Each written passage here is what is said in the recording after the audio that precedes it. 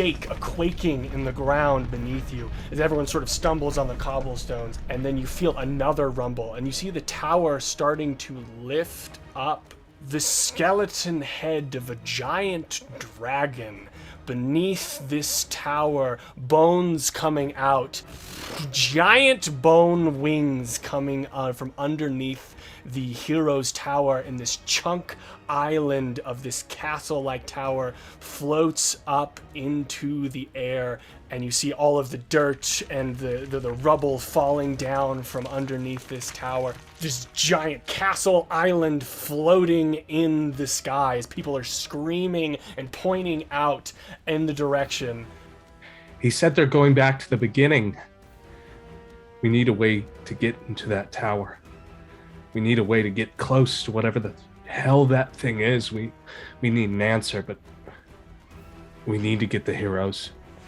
This is out of our depth. This is out of our everything. If Vigo's in the tower, that means... Vetra, where's your father? Well, that was pretty crazy, I got to say. What a sight to see in one day. You see Nancy Lockwood came up. He's like, I didn't think I'd see a clock tower collapse and dangerous monsters. I killed one earlier. You know about that. And then a castle taking off. By God, you got it cut out for you today.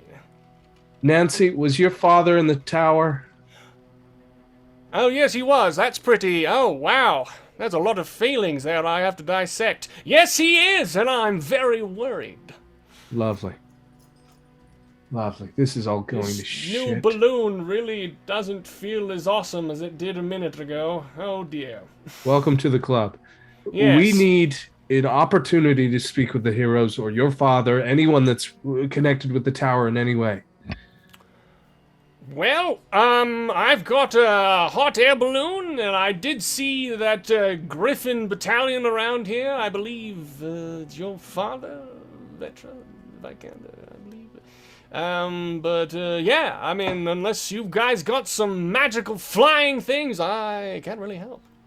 Right, thanks for the offer, Nancy, but we'll skip on your balloon. I think we need to go eat face. We need to apologize to Mr. Vikander there.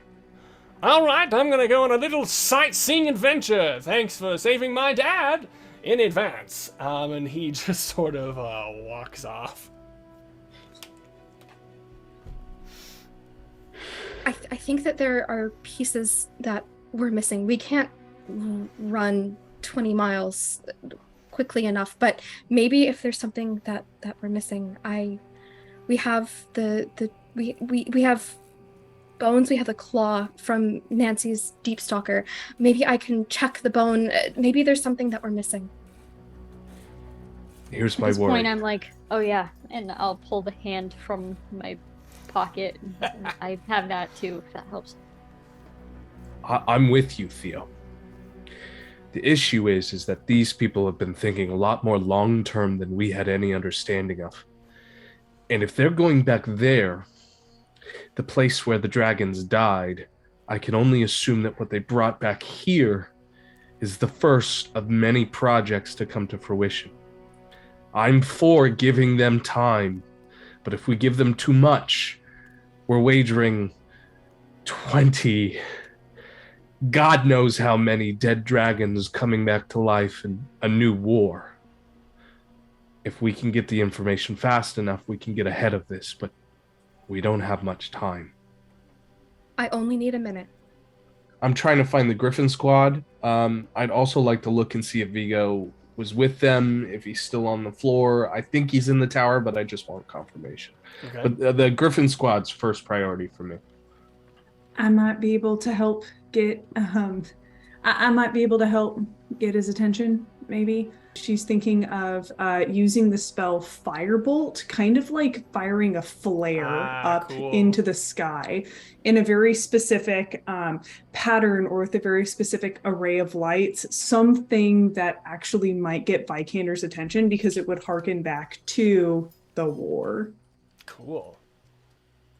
Yeah, and I think with them looking for Davith. You just yell, Dad! No.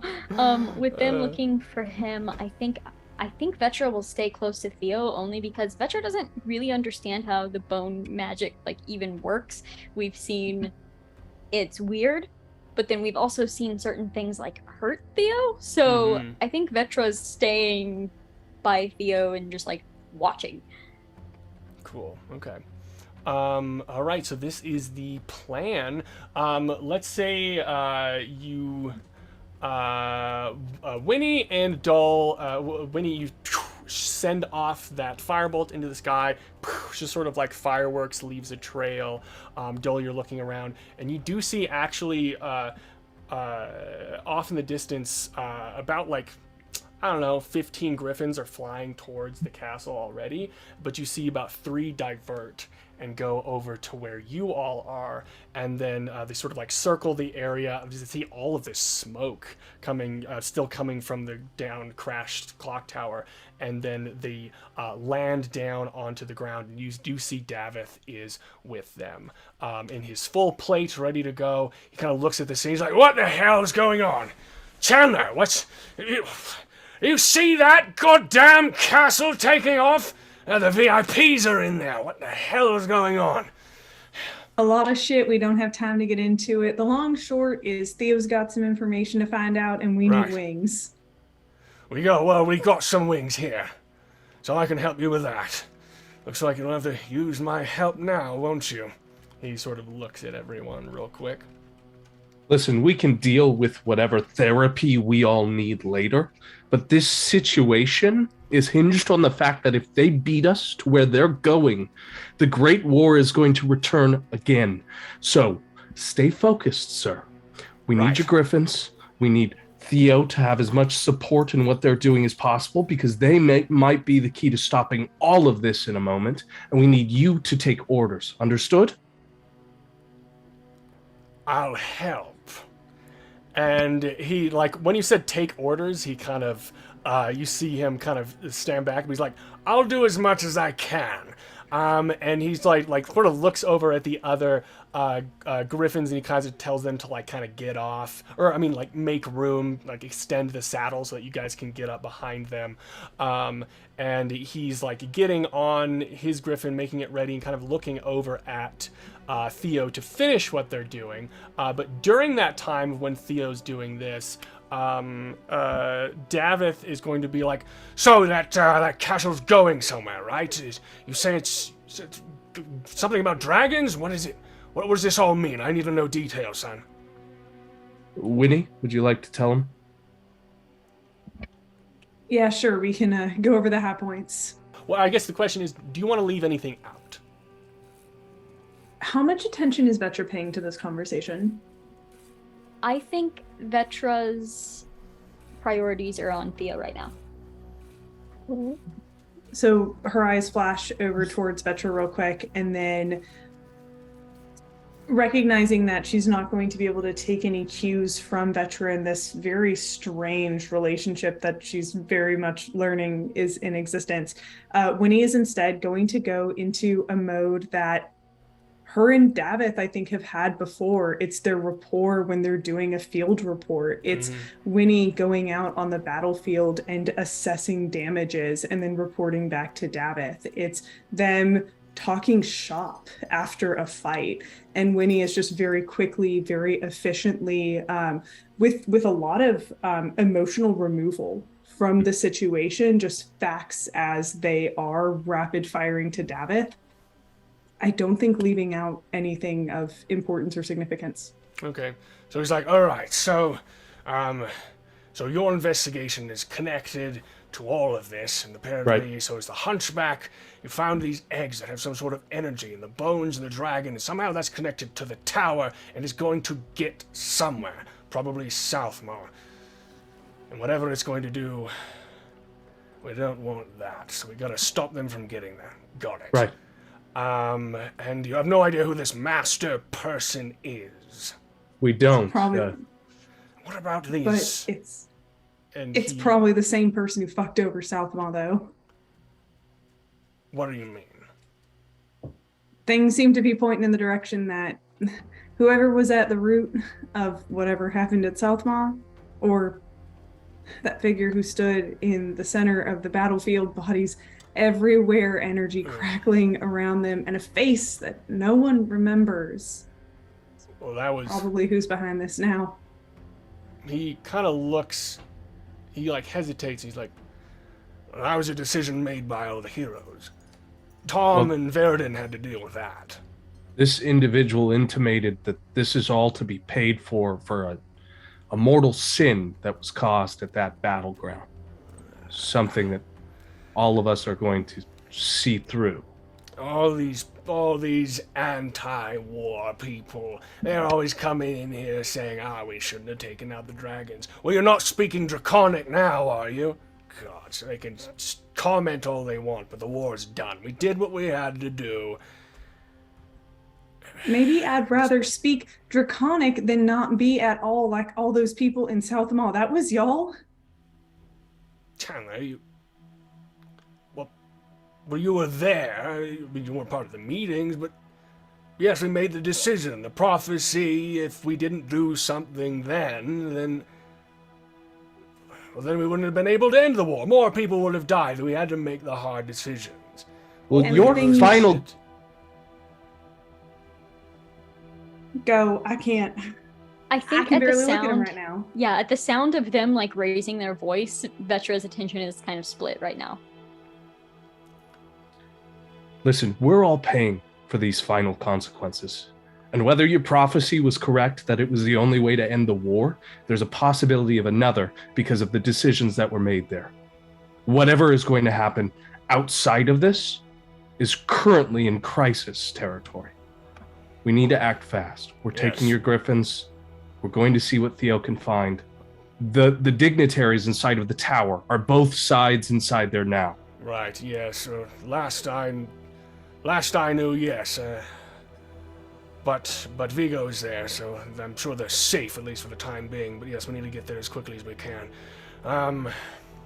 Unless another prophecy says it'd be better to just let the tower fall into a hole or whatever.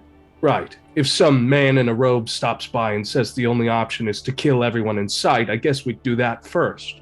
I mean, we deliberate a little bit about it, right? Because we're Right. civilized. Right. We'd talk around in tents and make sure that everyone outside of that tent had no awareness of what we were doing. Then And then we'd we use cover it that up for a while so people still worship us and feel comfortable about our choices, right? so that centuries later we can talk about how we saved people from speaking new languages we thought are too foreign to entertain ourselves, while their children are dying and starving in our streets. Sounds like a great plan. Let's do it.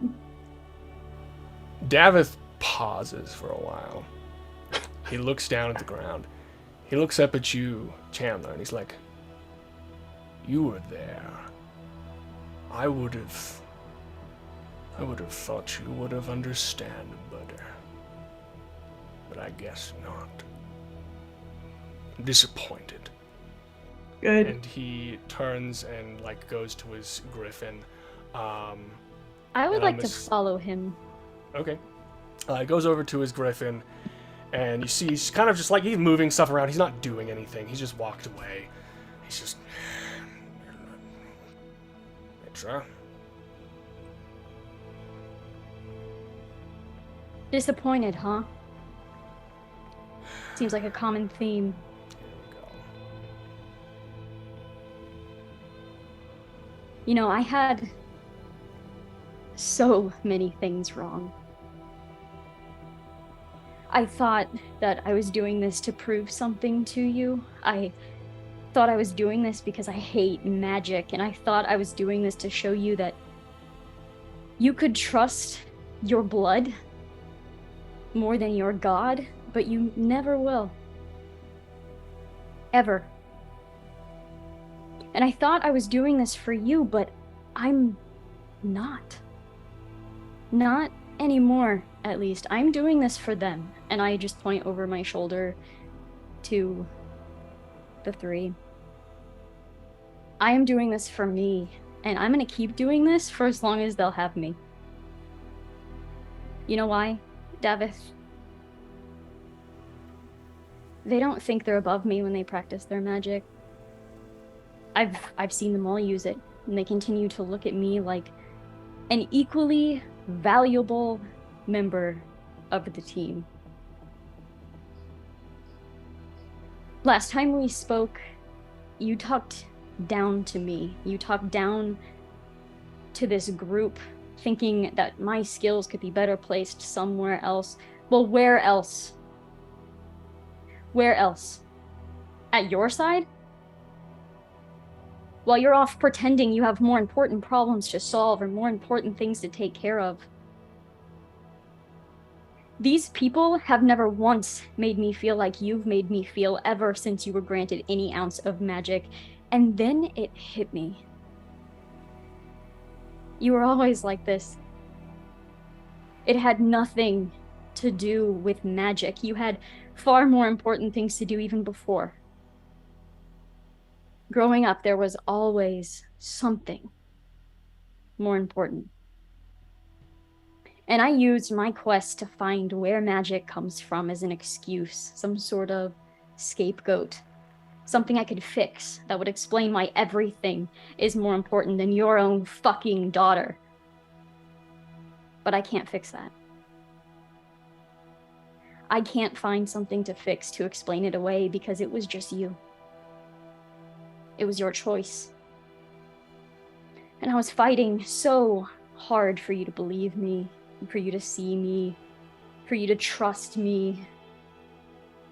When I got all of that from them without having to try. I'm done fighting for you. I'll be fighting for them, and I'll be keeping them safe. Sometimes a hero has all the best of intentions, but that doesn't make them a hero to everyone. There's always a price, and this time, it's me. And this time, you can't fix it.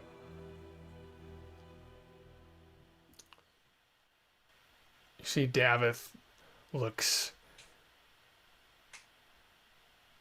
more injured than if he was attacked on a battlefield. And he turns away from you, gets on his griffin, and he flies away. I think Vetra just stands there for a little while. And then we move to Theo.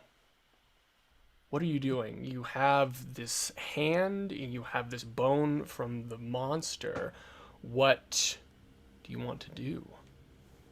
So I, through the conversation with Vetra and her father, I have kind of been waiting.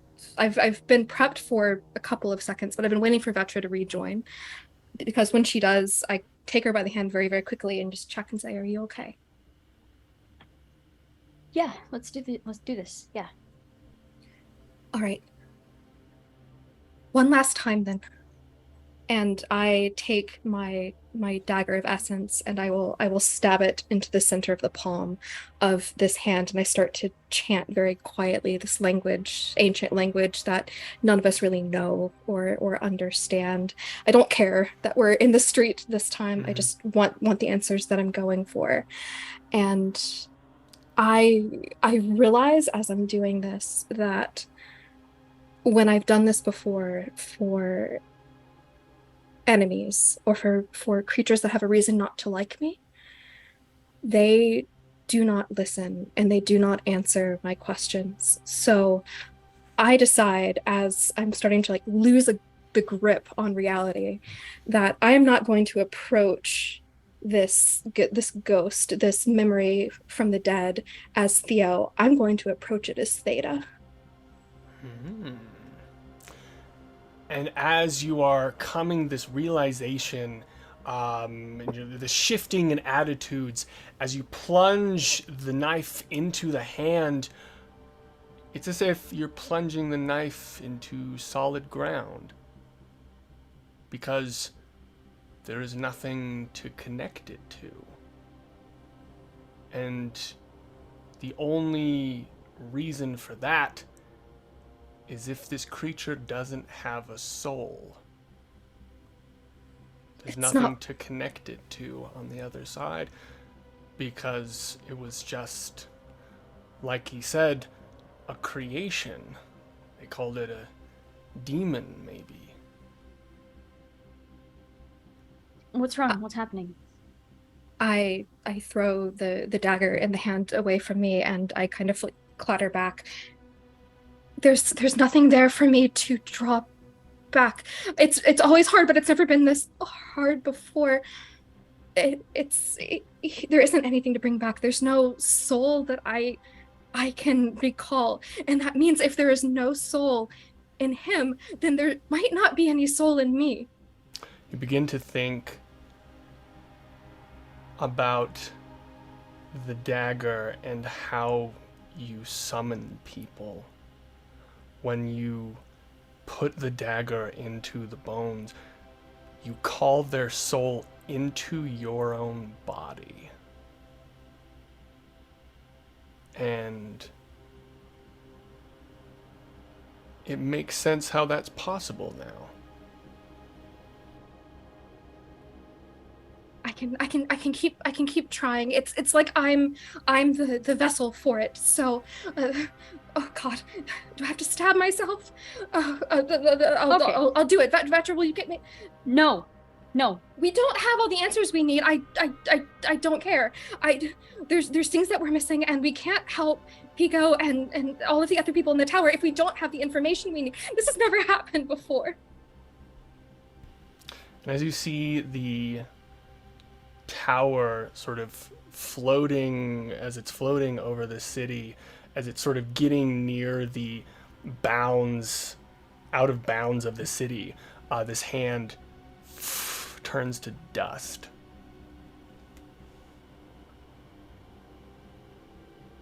There's nothing for me to draw from.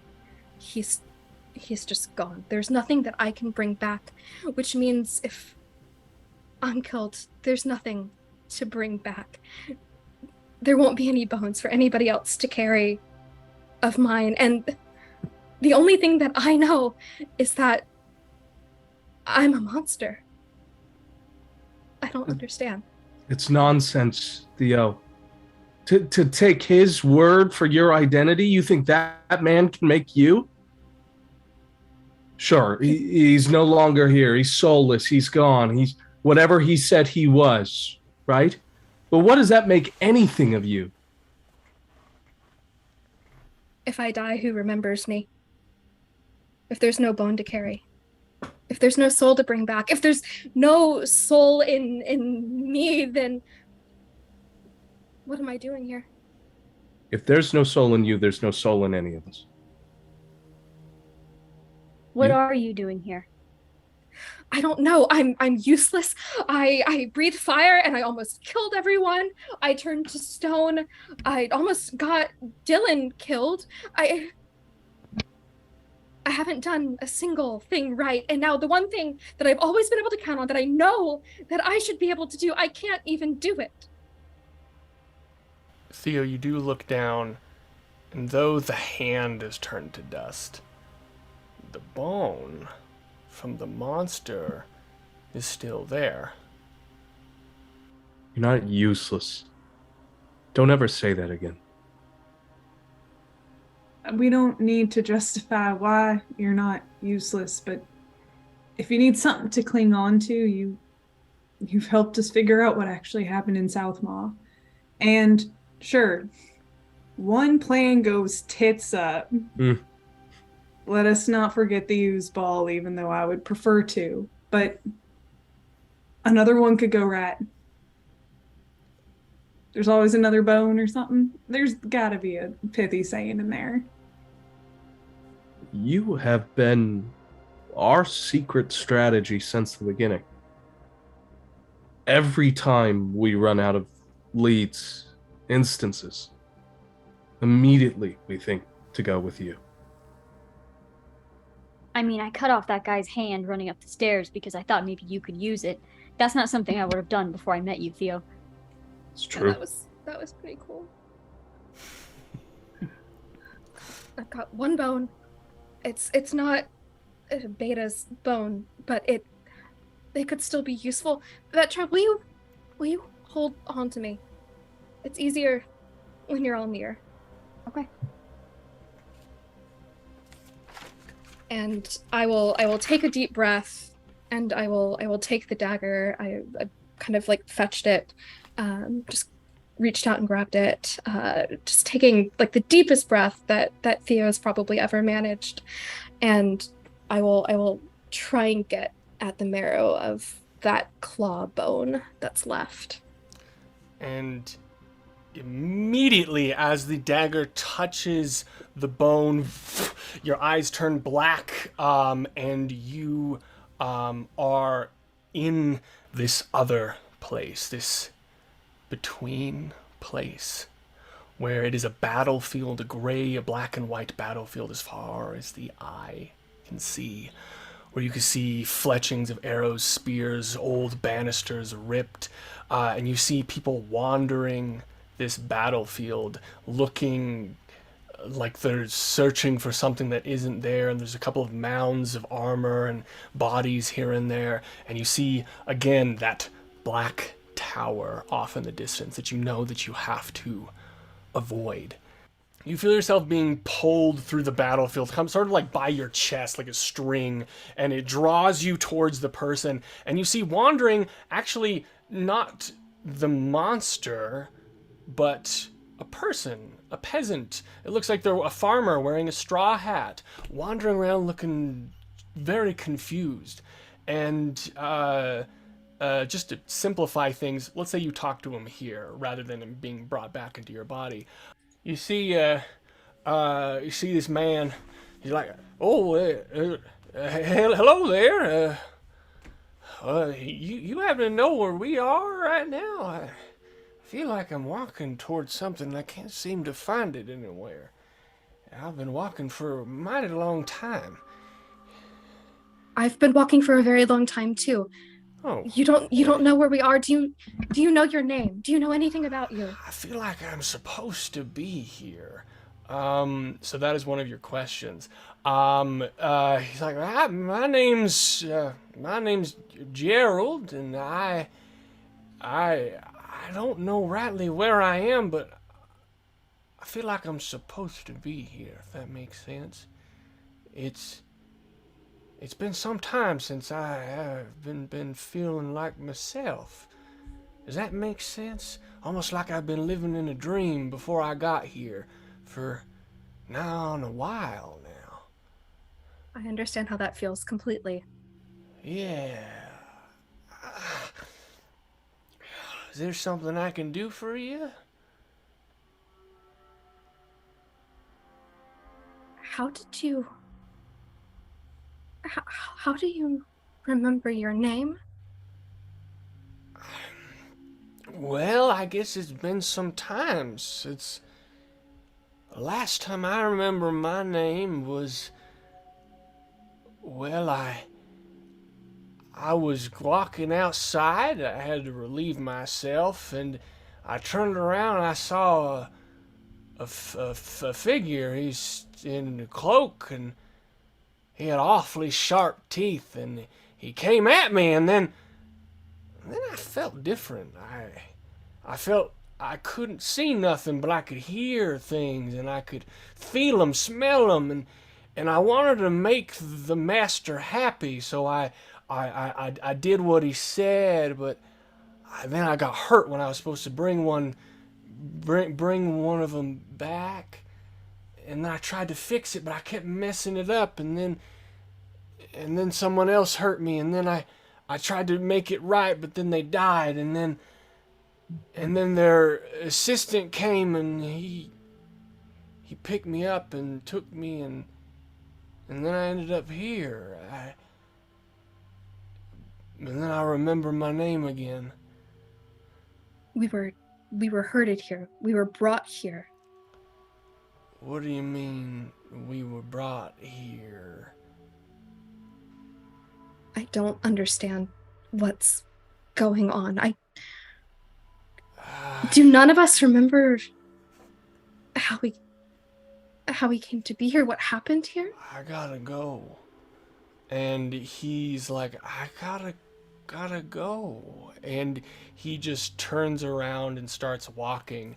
And you see just in your peripherals what seems to be suits of armor, old suits of armor that have darkness shadow on the insides, like acid, like rusted over suits of armor, standing in a like semicircle around your location, and you see the tower is about, let's say before it was about 200 or so miles away. It is about a mile away now. It is, you can see it looms over the area, and you see that is not a tower. That is a thing. It has a very long, just very tall, dark cloaked, shadowy thing that you can tell that it's looking at you, but it does not have eyes. It is just pure shadow, and you can see the remains of what looks like a very tall and pointed crown at the top of its head, and it's seen you. And the panic sets in, and you go back out of back into your body as your black eyes return back to their normal color, and you feel that you have come back. And the fear, the goosebumps running all over your body. You feel cold to the touch. Do I get the sense that that is some kind of perverted version of the Hero's Tower? You don't know anyone else who has been able to go to wherever this place is, but you can imagine that this is the equivalent of what the players will understand as limbo. And you'd have to do more research or something to know more about it, but there is a name that sticks out in your mind when you try to think about what that was, and you get the name the Shadow King. It is not the tower. You are back in the present. It seems that might be unrelated to what is happening right now. Yeah, I kind of figured. I didn't get anything that was particularly useful. I think there's something deeper going on, but I don't think that needs to be our priority right now. There's something out there called the Shadow King, but I think I went to hell. But it's not that it didn't give me any answers. It didn't. Did I ask the wrong questions? Give me an investigation check real quick, Theo. 24. Okay. Basically, you connect these dots from what this person said, and the things that stick out from a pure facts perspective. This was a farmer. Someone came up to them and then turned them into this monster.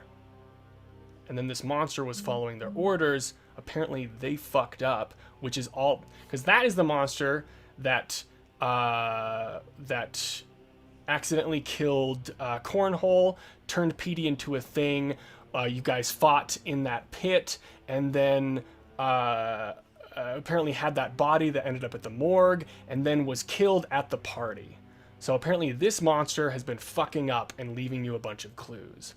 And so apparently the master made this thing, and then it messed up, and then Beta went to go and finish it off, which he did. So that is like the timeline of events that you get from that, sort of like putting that together. So apparently this master can turn real people into monsters. I relay all of this information. I think they probably were able to hear at least some of this, I think. But I do relay this information, and I say they're conflicted with each other. The The Night Stalker isn't even the half of it. That was all just mistakes. There's something bigger at play here. The Master is turning people into monsters at will. Maybe that's what he did to me, and to other people as well. I mean, it sounds like you learned that the Master, whoever this is that's who we need to be thinking about. That's who we go after. That's how we stop these creatures. That's how we stop this madness we see currently in the city, right? I think so. And if I am Theta, and the one that died earlier was Beta, then I have to assume the leader is Alpha, the Master is Alpha, right? That seems to fit. But I don't remember a thing about him, who he is. Everything I know about him, I've learned in the past minute. I have a feeling he's in the tower, or at least close to the peace talks. This has all been happening in the months leading up to this discussion, and they've been sowing seeds to make it happen. And to lift that tower into the sky required a remarkable amount of power, and you'd have to be close to the source, I imagine. And if he's taking this back to where it all began, then odds are he'll want to be there himself. I think we need to go to South Mall as quickly as we can. Winnie, I'm sorry. I know that might be difficult, but I think I think that's what we need to do. Mission comes first. We have to go. And I look over at the 2 griffins that are still here. Sure does. And I think so during this time, Theo's a little bit out of it. She's kind of like whispering to herself a little bit, like talking to herself, and maybe even like humming or singing a little bit, kind of in the same language that even she doesn't quite comprehend. But I believe that in doing that, I'm able to help others regain hit points as well. Oh, like the Song of Rest type thing? Yeah. Oh. I think that Dull is rifling through old maps he has, trying to find anything he can off of South Maw. And Dull deals with stress and panic by over planning. And I think that's in display here of he thinks that he can remove all emotion from the situation, and that in his mind, this can be solved somehow, even though every part of himself is doubting that. And in that solution, he's writing furiously into the margins of this map, and he's, trying to come up with 50 different solutions to what he's going to do the second the Griffin lands. And he's upset that he can't really do anything until he gets there. I'd say, Dole, give me an investigation real quick, or some sort of intelligence roll. Sure. I have a 19. You think back to that room in the second floor landing, how there was just a few little bones left behind and a few little orbs left behind. And then you think to all of those deep stalkers flying with bags to the tower. And you know that this tower is floating, and you can assume that it's going to South Maw. And all of those things are sort of being put together, and the thing that keeps like sort of lighting up in your mind is we can't let the tower reach South Maw. Mm-hmm. If we go there first and it arrives, whatever's going to happen is going to happen. So you keep thinking we probably need to stop it from getting there. You might have been able to get more information from old dead Beta, but as far as you know, he wants you to figure it out. He wanted you to figure it out. He's like, it's gonna begin where it all ended last time, and you know that there's a bunch of dead dragons in South Maw. I know they're trying to bring back those bitches. I get it. That's the big plan, is that these skeletons are gonna come back. I think that he has like a conversation with the other Griffin, or at least pulls in close and tries to talk through a plan of interception. of maybe like outrunning the tower and then discreetly landing at the top of it or whatever it is. But he's definitely trying to plan out how do we hit it in the sky. You definitely see that surrounding the tower is the other Griffin battalion. It looks like they're, as you're getting closer to it, you can see that the Griffins are attacking Deep Stalkers in the air. And I would say maybe one of them, as you're approaching, one of the Griffins kind of comes back and kind of gives you the, like the DL on what's going on. And basically, at least on the perimeter of the castle, from what they can see, there's no one there. It seems like if there are people, they're inside somewhere inside of the castle. Right. And you do see that Davith has gone and landed on the castle grounds and is, like, I guess, waiting for reinforcements. Is there any sort of balcony that would be closest to where the dignitaries used to stay in the tower? Or at least the level at which they were kept? I know they were in VIP dormitories. Yeah, I think so. Actually, you know that where the balcony is, that the VIPs were at, and you can see it. And there's actually no monsters there. Okay, I think that's where Dull's head at. Dull is convinced that maybe one of the dignitaries within is working for the master or is the master, whatever it might be. And he conveys that to the other Griffins and says, that's where I think that must be the only place we can stop in. If Davith starts at the bottom and we start at the top, we can get to the master as fast as possible. Vetra is like just finished patching up some of her wounds, and she's like, I'm following you. Yeah, no, that sounds good. And Winnie is kind of coming in and out of conversation. She is very much sitting on the griffin that she is with, kind of pressed up close against the rider, because she's not paying attention on trying to stay put. Instead, we can see her in a very simplified shorthand way ritual casting while she's on the back of this griffin. Her eyes are closed. She is saying soft nothings to herself, and we see her pulling at those gold strings, and we see flickering lights kind of moving around her. And every 10 minutes you hear the very soft, clear ding of a bell, and then the bell goes off, and there's a moment where Winnie takes a deep breath, and then she does it again, and she does it again, and she does it again. And she's just ritually casting this spell, Alarm, one of the first spells she learned how to cast, over and over again as a way of getting her head in the game and trying to just be ready to go back to this place she never wanted to go back to. Correct. So you are flying around this castle. Some of the Deep Stalkers are being attacked by griffins, so they don't really pay attention to you. And you actually do see Davith looks up where you guys are going, gets back on this griffin, and he comes up to where you all are.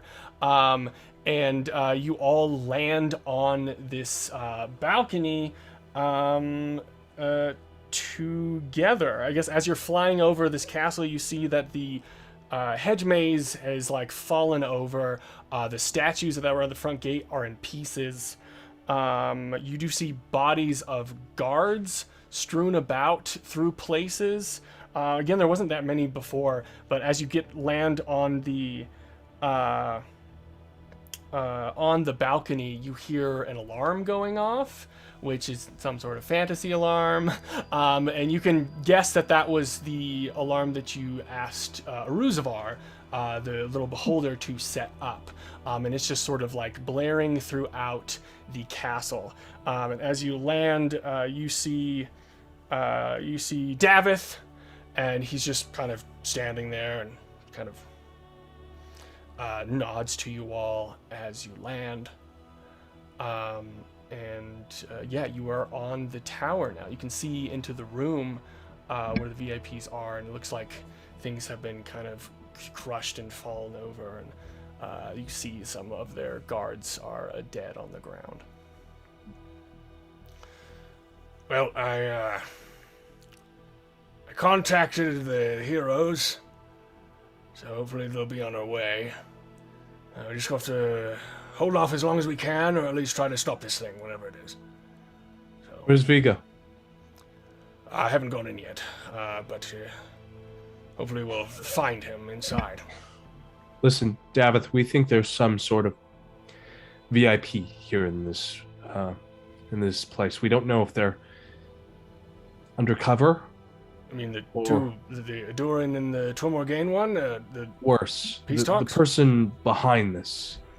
Oh, the master that you spoke of before.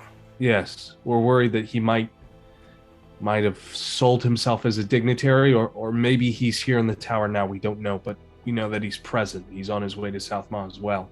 He's the source to all of this. If we don't find him, this thing ends today, and not in our favor. So that's our goal. Right.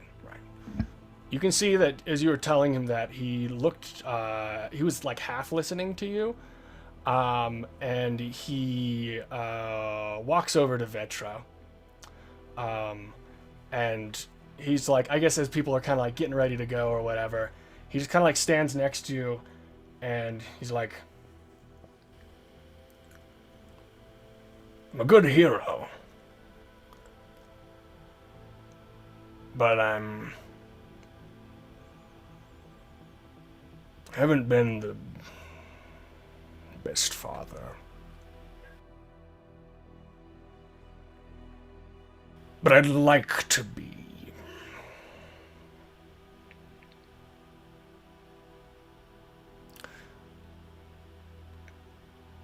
I've always been proud of you. I hope you know that. Sorry it didn't seem that way. I couldn't ask for another daughter. So let's after this, let's talk. Nights in Nemeria, be good. Be good for you. I think it'll be whatever.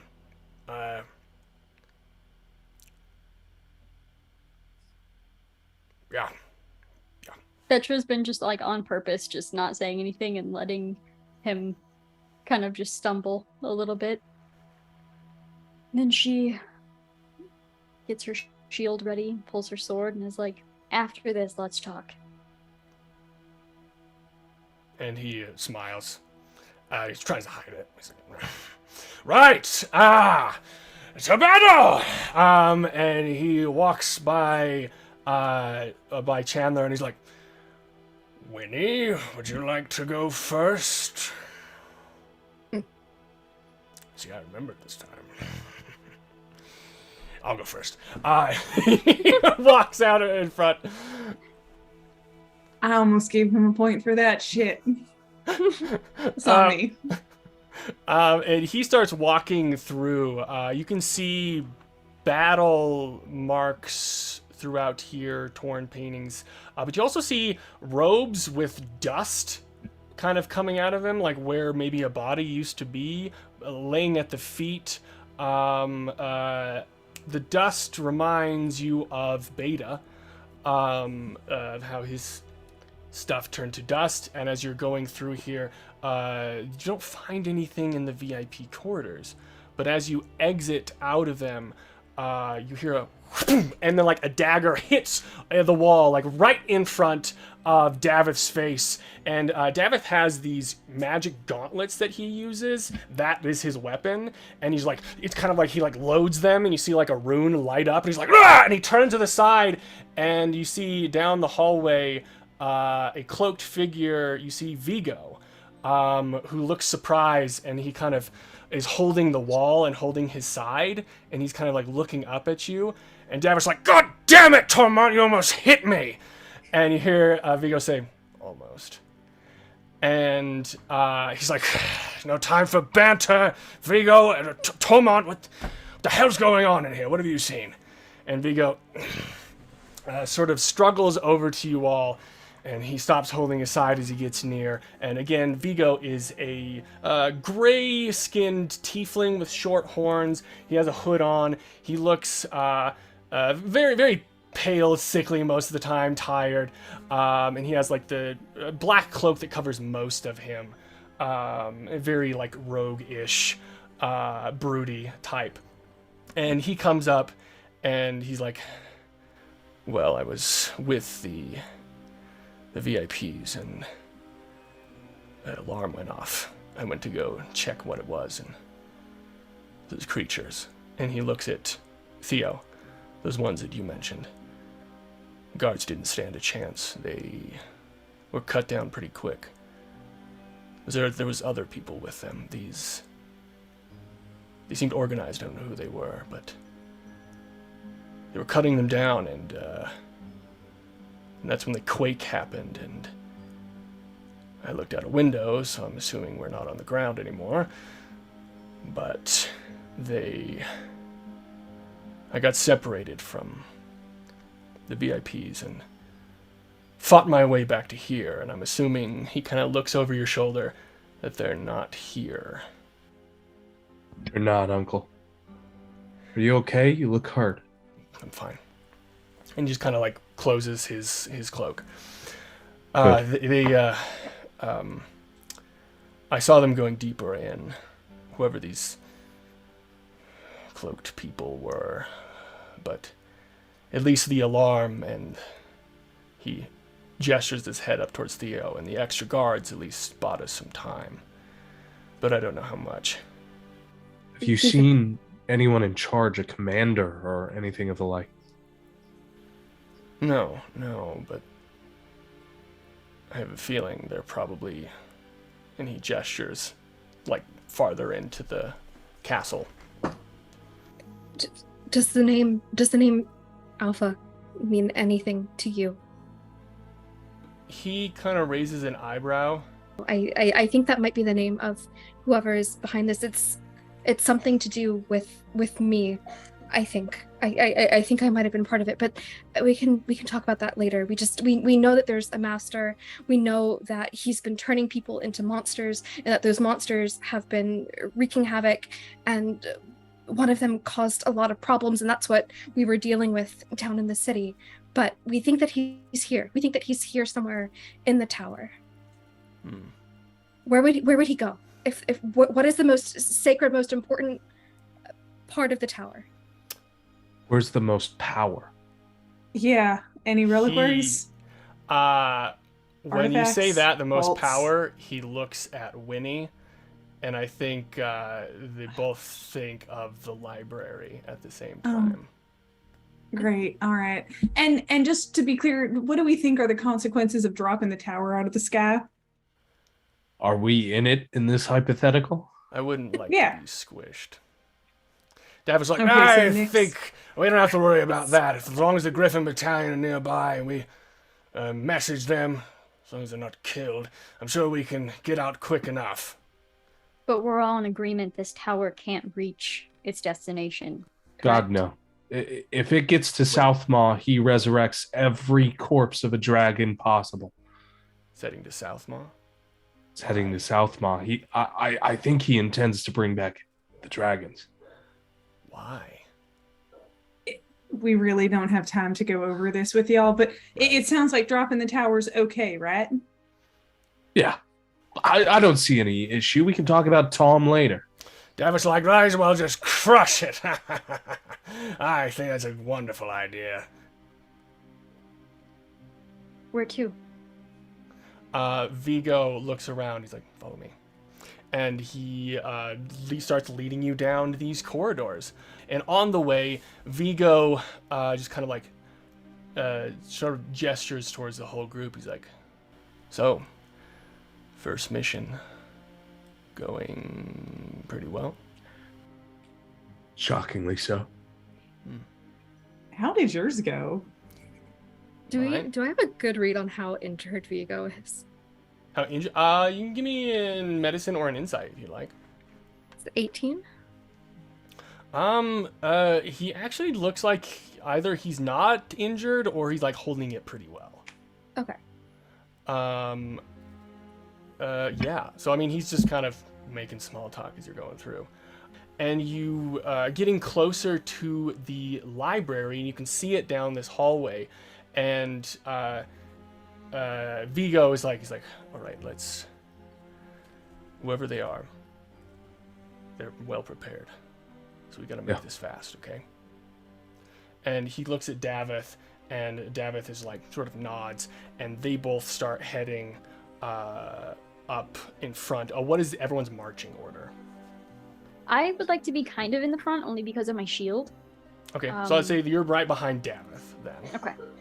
Wait me a second. Oh, Is there like an auxiliary entrance into the library since it's a bigger place? Is there like a balcony level?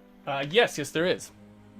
Then I think Dull would grab Vigo's shoulder and spin him around a sec and go, Like, what? I've got a plan. I think you and I should go high. They can go low. All right. I don't mean to steal your flavor, but No. if they can keep them distracted, we can make a move on the master the second we identify. He nods. And he's like looks at Davith. He's like, wait for my signal. And Davith nods, reluctantly. And I guess you go with Vigo going up these stairs, going up to the top. I'm assuming it'll be Davith, Vetra, Winnie, Theo order. If Davith will let me, I'll kind of take the place Vigo's place beside him, just Okay, since I have shield too. Like, just step up beside him and like look at him, and don't say anything. You look up at him, and he's kind of like leaning against the wall because the door's right here, the doorway, and it's kind of like open. And you can like hear some stuff kind of going on in there, and he's kind of like leaning against, and you kind of come up next to him. He looks down at you, and he smiles unabashedly down at you. He's like, "Our first adventure together, eh?" Don't. All right. I Excited will, to be fighting with my daughter. as we're going up the stairs, I will turn back and go, Theo, you're welcome to come with us if you like. Yeah. I'll do that. I'll do that. I'll do that. Is there anything you guys would like to say, I guess, on your way up? Any conversations before you, boom, jump into this room? I think a lot of it is just me and Vigo falling back into familiar strategizing, similar to Winnie and draft earlier. We are like falling back into it and talking about like how we can get the best vantage point, what we're going to do the second he shows up. I think it's just talking shop, and Dull is sort of fighting back the urge to tell him how well we've been doing. It's very like he's trying to stay calm and composed, like this is everyday things that you see the undead dragon and, you know, stop the flying sky tower. And like, I feel like Vigo would be like, well, it's been a while since we've done something this interesting. So I know I had to make this one interesting for you. I mean, you shed blood. That's new for you, Vigo. yeah. Give me an insight check real quick. Sure. Dull. I have a 16. It feels like he's like kind of delaying going inside a little bit. Like he's like checking out a lot of stuff, but then he's kind of pausing a little bit for you to be able to finish your thought, and then unless there's anything else, he gets up next to the side of the door. I think I catch his eyes there, knowing that something is off, and I look him square, just dead on. What's wrong? He looks at you for a while. It's time to go. I think I look at Theo for just a moment that is like the breaking, like a vulnerable opening for just a brief second where Dull feels incredibly human and meets Theo's eyes and then looks back to Vigo, and without speaking, Dull's gonna go for the door. All right. So you go in before Vigo? Well, I'm waiting in case Oh, Theo has anything to say to Vigo, but I'm just on the other side. He's prepping himself. Okay, cool. He's not, Theo, is there anything you'd like to say before they run in the room? Are you sure you're okay? He he doesn't look at you, and he's like, yeah, I'm fine. Because Doll and I can do this ourselves if you need to sit down and rest. Oh, he would never let us do that. He actually, at that, he turns around and he looks at you and he says, no, I have to do this. And he turns around and runs through the doorway. And I feel like he maybe does a whistle. And then Davith runs through the doorway as well. And you're all charging through. And then Dole, Theo, boom, boom, you run into something that is not there. Some sort of invisible wall. Winnie, Vetra, boom, boom, you run into a wall that is for some reason invisible. And Dole, Theo, you look up and Vigo is not, you must have jumped down or something. And Vetra and Winnie, from your vantage point, you see Davith, and he turns around. He's like, "What the hell's going on?" And you see Vigo standing there. Mm-hmm. Fuck. He slowly turns around. Yeah, it wasn't. He looks at Vetra and Winnie, and he says, "I want you to watch this." And fangs descend from his mouth, and he bites onto Davith's neck, blood spraying out from where he is biting him. You see Vigo is lifting up Davith in the air, and Davith's like, ah! And he's trying to fight Vigo, and there's just blood falling down, and he eventually Davith hits Vigo in the face, and he flies back about 15 feet, and then he stops in the air as he's just floating in the air, and you see blood sort of falling down his mouth, and he extends his hands, and you see long black claws extend from his fingernails, almost about 2 feet of these sharp black claws. And Davith falls to the ground. He's like, "What in God's name, Tormont?" Oh God, I knew it. And I would like for you all to roll for initiative, please. 15. 23. 16. A thematically appropriate one. So the initiative is Dull, Davith, Vigo, Vetra, Theo, Demons, and Winnie. So Dull, it is your turn.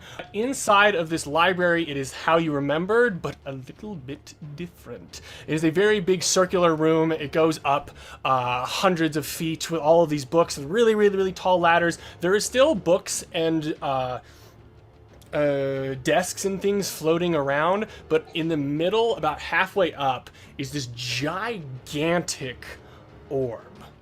This gigantic oozing sort of gelatinous sort of orb, and you see little orbs sort of coming and becoming part of it, and little bones coming and becoming part of it. And you see that floating on desks, maybe about 20 feet above the air, is 2 robed people. One of them is probably a half-orc, the other one's maybe an elf, but they have a little bit of scaly-ish features about them. There's a big hole in the wall behind that, where you can see the spine neck of the dragon, where basically you can see the dragon's head as it's kind of steering the castle, and there's a third robed person out sitting on the neck, sort of flapping its arms, flapping their arms, and it's sort of mimicking the motions of the dragon through the air. Over on one of the walls, it doesn't really matter which side, there you see the 2 VIPs. You see, what the hell's his name? Nancy's father and the other guy are sort of gooped to the wall. They look unconscious, but they look alive. And there's a bunch of bones and goopy orbs in this room in piles, and they're just the people that are standing on the desk look like they are sort of doing similar motions and making little streams of them going up into that big orb thing. Also, Vigo is floating in the air. Your friend, uncle, confidant, mentor for a very long time, the non-magic member of the Heroes of the Great War, supposedly to us players a vampire, but in this world a vampire does not exist. So this is the first of that for anyone has seen or written stories about. So supposedly he is floating in the air, has these really long black claws, and is staring down at Davith. And there's for some reason, an invisible wall separating you and getting into this room. I guess first, what is your reaction to all of this happening? I think that Dull is almost nonplussed. It was over the second that he looked into him, and just this wave of understanding overcomes him, and he sort of slumps against that invisible wall for a moment, and then turns to look at Theo, meeting her eyes, and speaking to them. He's just shaking his head over and over again. And I'm so sorry. I don't know how long he's been planning it. He's genius. I've been working side by side with him for years, and I didn't see any of it. I'm so sorry. It's been a very long time.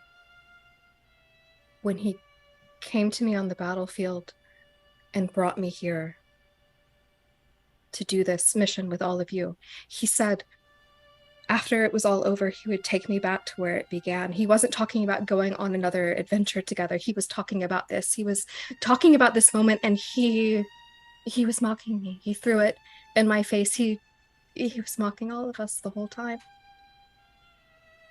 He made us, Theo. What we are. What made us think we could stop him. Fuck! And I think in anger, he just strikes his hand out against the wall there. As uncouth as he never is, but he's in unbridled rage here. He's been betrayed. His whole life is like this. He knows everyone, but he never expected him. Can you give me a history check real quick, Dull? Sure. I have a 14. You think whatever this change is in Vigo happened after or at the end of the war within the past year, because he started looking sicker, more pale, more gaunt, not going outside all that much. Whatever this happened must have happened within the past year. And also looking down, strangely enough, you do see a little, looks like a little rune sort of carved into the floor right before like the threshold of the library. On my level or down where David? On your side of the door, like pretty much at your feet. Okay, yeah, I'm gonna go straight to it then and just start. Is it painted on? What, it looks like it's drawn in like paint or something. Yeah, I'm gonna do everything I can with like a dagger at my side to carve up that rune and see if it does anything to this barrier here. As soon as you swipe it, you feel airflow coming from the room. Okay. In front of you. Yeah. Stick my hand out and see that I can get in. You can get in. I turn back to Theo before stepping into the room. I move up to her, and with her permission, I put my hand to the back of her head, and I put my forehead to hers. And I meet eyes with her. And the first thing I say before I go straight through the door is, he made us. This second right here. This is when we start being ours. and then I'm going to turn, going to move through the door. I do not want him to see me in any form or fashion. I'm going to move the full length of my distance before an action off to the side, use a bonus action to hide, and then ready a shot with Widow's Bite directly at him. I'm not acting yet, but the shot is at the ready. Okay. Is there a trigger for your shot? I would like to shoot the second that he goes for Davith. Okay. Cool. Amazing. Yeah. Give me a stealth. 22. Okay. For all intents and purposes, you believe that you are hidden from people in the room.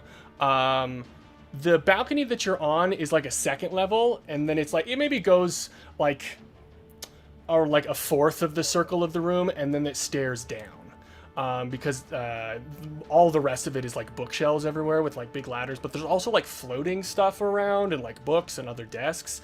But yeah, that's what you see. You run over and you hide, and that's that. One last thing before my turn ends. I want to just... Do I still have my collar somewhere on me? I know I probably took it off outside of the tower, but... It disappears when you leave the tower. It might be in this room somewhere. Okay. So you could look for it on your next turn if you really do want to find it. Got it. Yes. Okay, so next turn is Davith. Actually, after your turn, legendary action. So you see Vigo floating in the air, sort of comes down to the ground, and he sort of spreads his arms with his 2 feet long black claws, and you see shadows come out of him, and you see about 4 copies of him manifest in front of him. And they all spread their claws as well. But he actually just waits there. You can see that all 4 of them have eyes on the people that are not hiding. They're looking at you. But obviously there's none looking at Dull. And then it moves to Davith's turn. And Davith... he's like holding his neck. He's like, oh, damn it. Tormont. I knew it.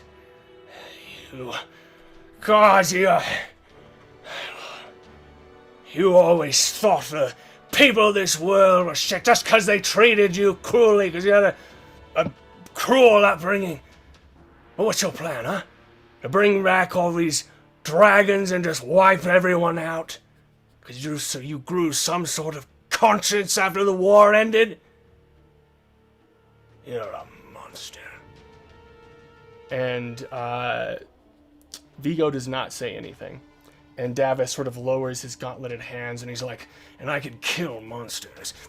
And he sort of like loads his hands and these runes sort of, he pretty like slams them together in like a burst of power, and he just charges towards Vigo. And he's going to attack this boy. You see Davith is running up, and he's blasting at this guy, and these copies of him are standing around, and he's just kind of like attacking all of them, but mostly trying to go for the original Vigo, and Vigo's just like parrying the blows, tossing them aside, but you see Davith gets in one pretty good hit, and it's sort of like he pushes him back, and he floats about like 10 feet back and then stops, and he like alights back to the ground, and he's like, my turn. And then it is Vigo's turn, and I think you can do your thing, Dull. Does a 23 hit? Yes, it does. All right. Constitution save. He's got to beat a 15. He fails, but he uses legendary resistance to succeed. Okay, lovely. In that case, he's going to take the damage now, which with the last dose of poison will be 76, but I also get sneak attack, which will Hell be... yeah, oh my god. An extra 2d6, so 9d6 to our good boy. Hell yeah. 37 points of damage. All right. He's going to take half of that Okay. with his uncanny dodge. Understood. Launch this bolt out, and where were you aiming for it? I think the back of the head. Just the back square crown of the head. I just want him to look my way. Cool. So you, it's like flying through the air. It passes by a book, nearly hitting it, and then it's going to hit him in the back of the head. And then all of a sudden, like he's now facing you, and his arm is up, and it hits right in the arm, and he just sort of looks over at it and crushes it, and then looks over at you. I think I just meet him in the eyes. There are no words exchanged. And he turns his attention back towards Davith. All of his copies go on his turn. So he was hit 5 times by these people. And you see that actually one of them forgoes damage, and you see one of the copies sort of disappears, reappears behind him, and grabs him like this from behind, like holding his arms, and the rest just slashing at him. But Davith Vikander is a fucking hero, so he's just like boom, boom, like blocking most of the hits. He's like keeping his arms in, and like it's just like slashing through, hitting his armor. He's using a couple of like spells to like blast them back, but there's just so many of them, and it just keeps like tearing into him, and he is like hurting pretty bad after this barrage of things. And you hear Davith being like, how are you so fast, damn it? You can rely on your monster, will you?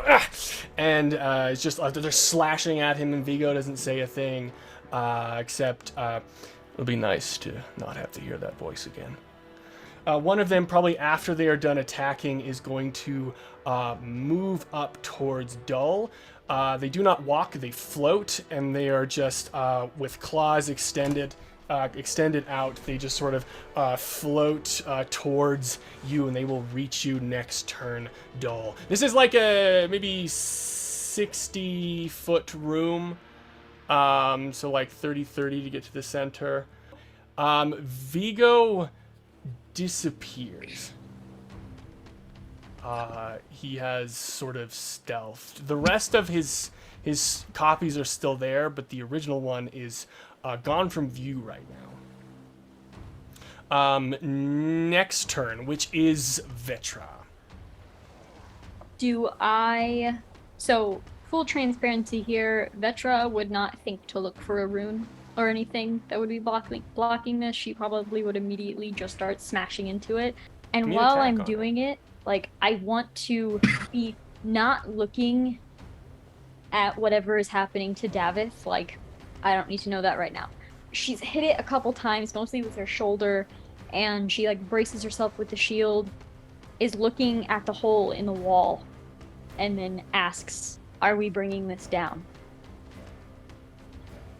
If we can, we're gonna do whatever we can to not go to Southmall. Getting that confirmation, she closes her eyes.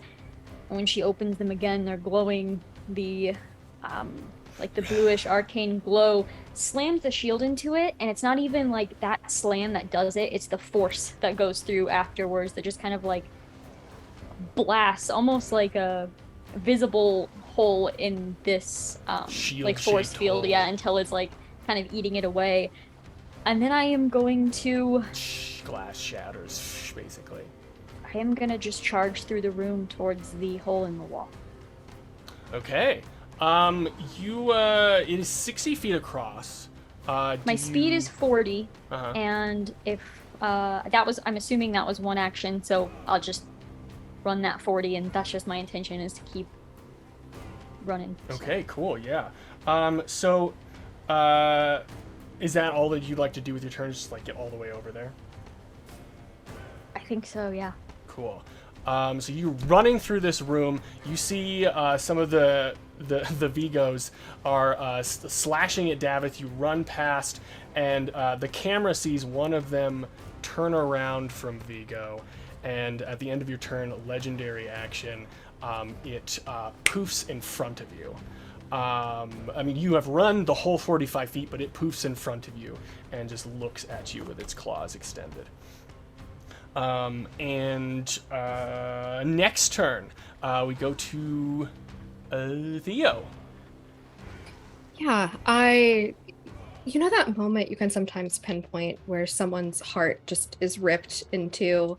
That's happening, Dol, and you kind of like see that on my face as you kind of bring me very, very close, and Theo is just trying to like stay in some version of reality as kind of the truth of what's happening washes over her. And she's shaking, she's like crying, but Dole, when you like hold on to her and bring her close and touch her forehead to her, you realize that Theo stops shivering, she stops shaking, she kind of takes a little bit of a breath, and you can just barely hear her whisper, okay, as you go through the gap. And Theo begins to rifle in her bag, and with slightly more confidence than she's accustomed to, she reaches in her bag and she pulls out a bone, hoping that it's something useful. And before I forget to say it, everyone definitely has inspiration from like all of this dope ass role playing and like awesome stuff. So make sure to realize that you have that.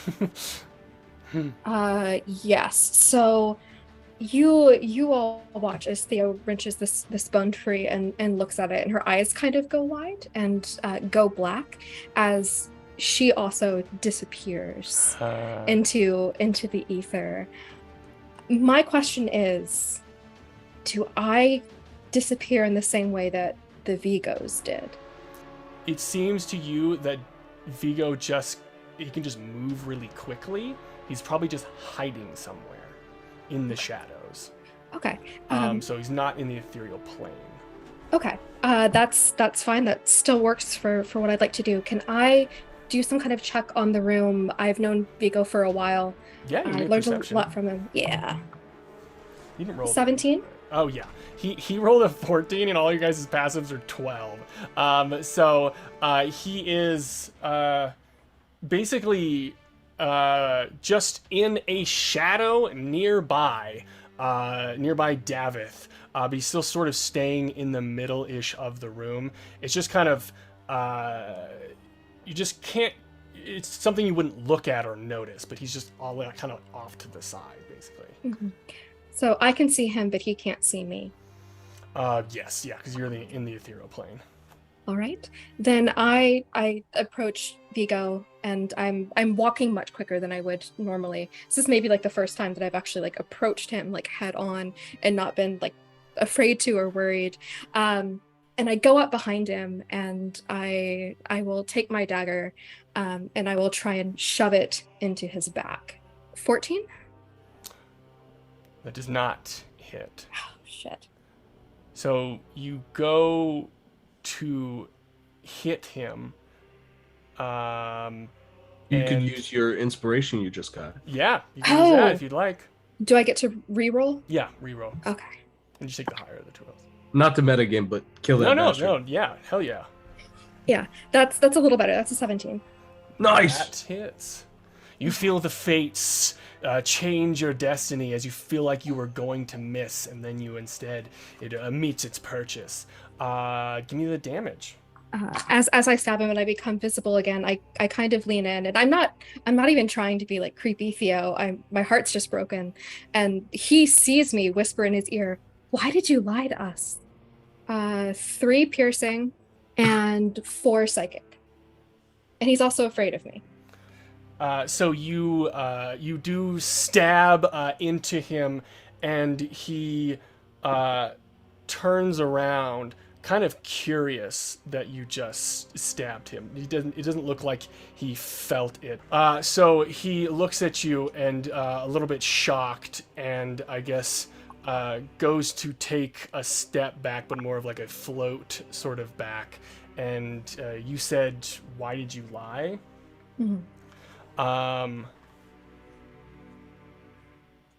And he kind of looks at you. He says, "Because you're nothing." You're a creation. I thought you rescued me, but this was all by design. You're a replacement. You didn't care about me at all. You didn't care about Dull or Winnie or Vetra. We're all just pieces in a plan. You're a tool. And is that your turn? Yeah, that's my turn. He's going to take a legendary action, and he's going to hit you. So I cry as the free action. he's going to use legendary action to move away from you. There we go. So he will move his full and basically move all the way towards Vetra. So he will sort of like float back away, and then sort of in mid-flight turn around to look towards her. You see the dragon is still flying forward. You see that the two floating on these desks are pulling more things, and you see more of the orbs and more of the bones going into that giant orb, and it is getting bigger and bigger, and less orbs and bones are in the room. That is their turn. Then we move to Winnie. Inside, she is screaming, angry, upset. And they're on their way to Southmaw, which makes everything worse. But on that outside, it is dispassionate and icy. It pales in comparison to when she didn't look at Dylan. All that she can do standing kind of in this doorway is just like scan the room, looking at the different objectives, trying to understand what is my move, what is my play, what do I do to make this entire thing not go to complete shit, because that's where it feels like it's headed.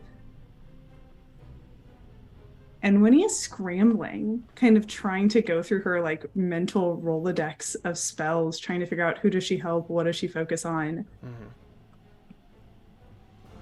That ooze ball in the center of the room that they're working on, drawing power into. Winnie kind of locks in on that. She wants to try to destroy it. If you destroy that, you will all most likely die. With the destruction of the orb, where just that one little one in your hand, how it blasted you all back, if you destroy that, there's no going home for anyone in this room. I think Winnie's eyes scan over it and then immediately kind of has that thought, and almost like a part of her starts to cast something and then pulls back, realizing like that's the move. I mean, if you can get it out of the room, maybe, yeah. Or if you can like put there's not a medieval fantasy version of a bomb, but I mean, in a way, that's kind of a fantasy version of a bomb. You just need a timer or something to set it off if that's something you wanted to do. The final option. Yeah. But for now, not the option for now. Then Winnie's eyes go to all of those creatures that Vigo summoned, because they are dangerous. Would those be considered a spell-like effect? It is an ability.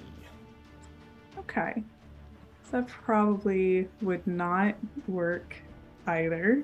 Yeah, Excellent. like a dispel probably wouldn't work on those. Because like I said before, Vigo was the non-magic hero. It seems he still is. And running out of options, not sure what else to do with herself, she starts, I think, making her way in the direction of Vetra, but isn't able to get all the way there. So she'll move to one of the Vigo copies that is in this, like, towards the center of the room, kind of on the way there, that's within 30 feet that she can actually reach. And her hand just begins to white knuckle around his divine radiance, and she pulls out her sword and it glows with that magnificent light, and she just commands the blade, "You will cooperate with me now." Ah, yes, another wonderful day of divine retribution. What deed have you done today? I saved a guard earlier, but you know what? That is a pittance in comparison to what we do now. You feel, I mean, the blade doesn't have eyes or anything, but he's like, ah, yes, I feel the destiny in this room. I feel the fate between all of you now. I think trusting that the blade will cooperate with her, it's at the moment the blade screams that she is trying to cut one of these Vigo copies in half, of course using a charge of smite to try to just destroy this thing. Hell yeah. That is a 19 to hit. Hits. That is 18 radiant damage. Okay. So you bring your sword down as one of the Vigo copies turns towards you and is like, raises its claws to defend, and it just slices through like butter, and you see it turns into shadow. That one is gone. And then Winnie whips around and looks at the next one. Is there another one that she can reach? Oh yeah, definitely, because they're all attacking Davith. Only there was 3 attacking Davith, and 1 went over to Doll. And Winnie's eyes kind of fuzz out for a moment. She kind of stares into the middle distance. I don't know why you picked me, but sure, why not? Let's do this. I need you now. And that blade will surge with another beam of light, and Winnie will attack a second time, this time filled with the divine radiance of a god who picked her for some reason. Hell yeah. That is a 22 to hit for That hits. 17 radiant damage. Boom! And you can see that this radiant damage, like the creatures from before, it does more damage against these things. So another one completely turns to shadow as your brilliant divine sword slices through this Vigo copy. And that's it. And you're standing next to Davith as you're fighting with him. He's like, ha ha ha ha! Now that's my squire. There you are, fighting side by side again, eh, Chandler? Focus on the task at hand. I cannot even look at you right now. Right. This ain't no dragon, so keep your wits about you. Ha ha! And he just blasts another one as he's punching away. So at the end of your turn, Winnie, use my last legendary action to it rolled a 19, but it is not trying to hit you. It's trying to hit your sword. Oh boy, cool. But it does really bad damage. Just to give you stats about magical weapons, they have an AC of 19. Their HP is 18, but it is resistant to all damage. So he did 4 damage, so that's 2 damage to your weapon. You see the real Vigo looks over that you've destroyed 2 of the copies, and he sort of looks at you, and then the other Vigo fighting Davith turns towards you, and then tries to grab your sword and like crunches down its claws, but then you move the sword out of the way, but there's like just a tiny little dent in it. And then it's back to Dull's turn at the top of the round. Okay. So I know that there was one coming for me, but he never actually got to me yet, right? He got like halfway there or something. Just roll a d4. Is he engaged with me? Let's say that he's like 10 feet away, so he's not entered your attack range if you want to move yet. Okay. I'm going to move 30 feet along the balcony, basically, or at least closer to Vigo Prime.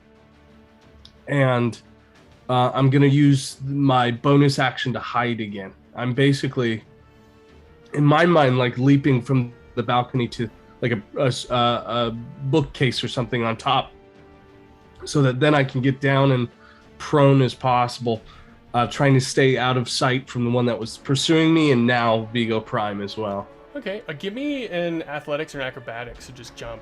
And Okay. that also means that you're closer to those demons that are doing the stuff with them. I'm okay with that. Orby. I just want to be near They don't Vigo. seem to be paying attention to you. So I have a 17.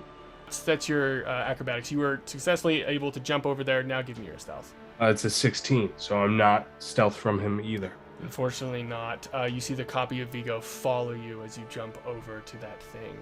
Prime Vigo, is he engaged with Vetra? Not yet. I mean, like he's 5 feet? I would say yeah, he is right there. So you would get Cool. a Sneak attack. I have a dirty 20 to hit. That hits. Little librarian 20.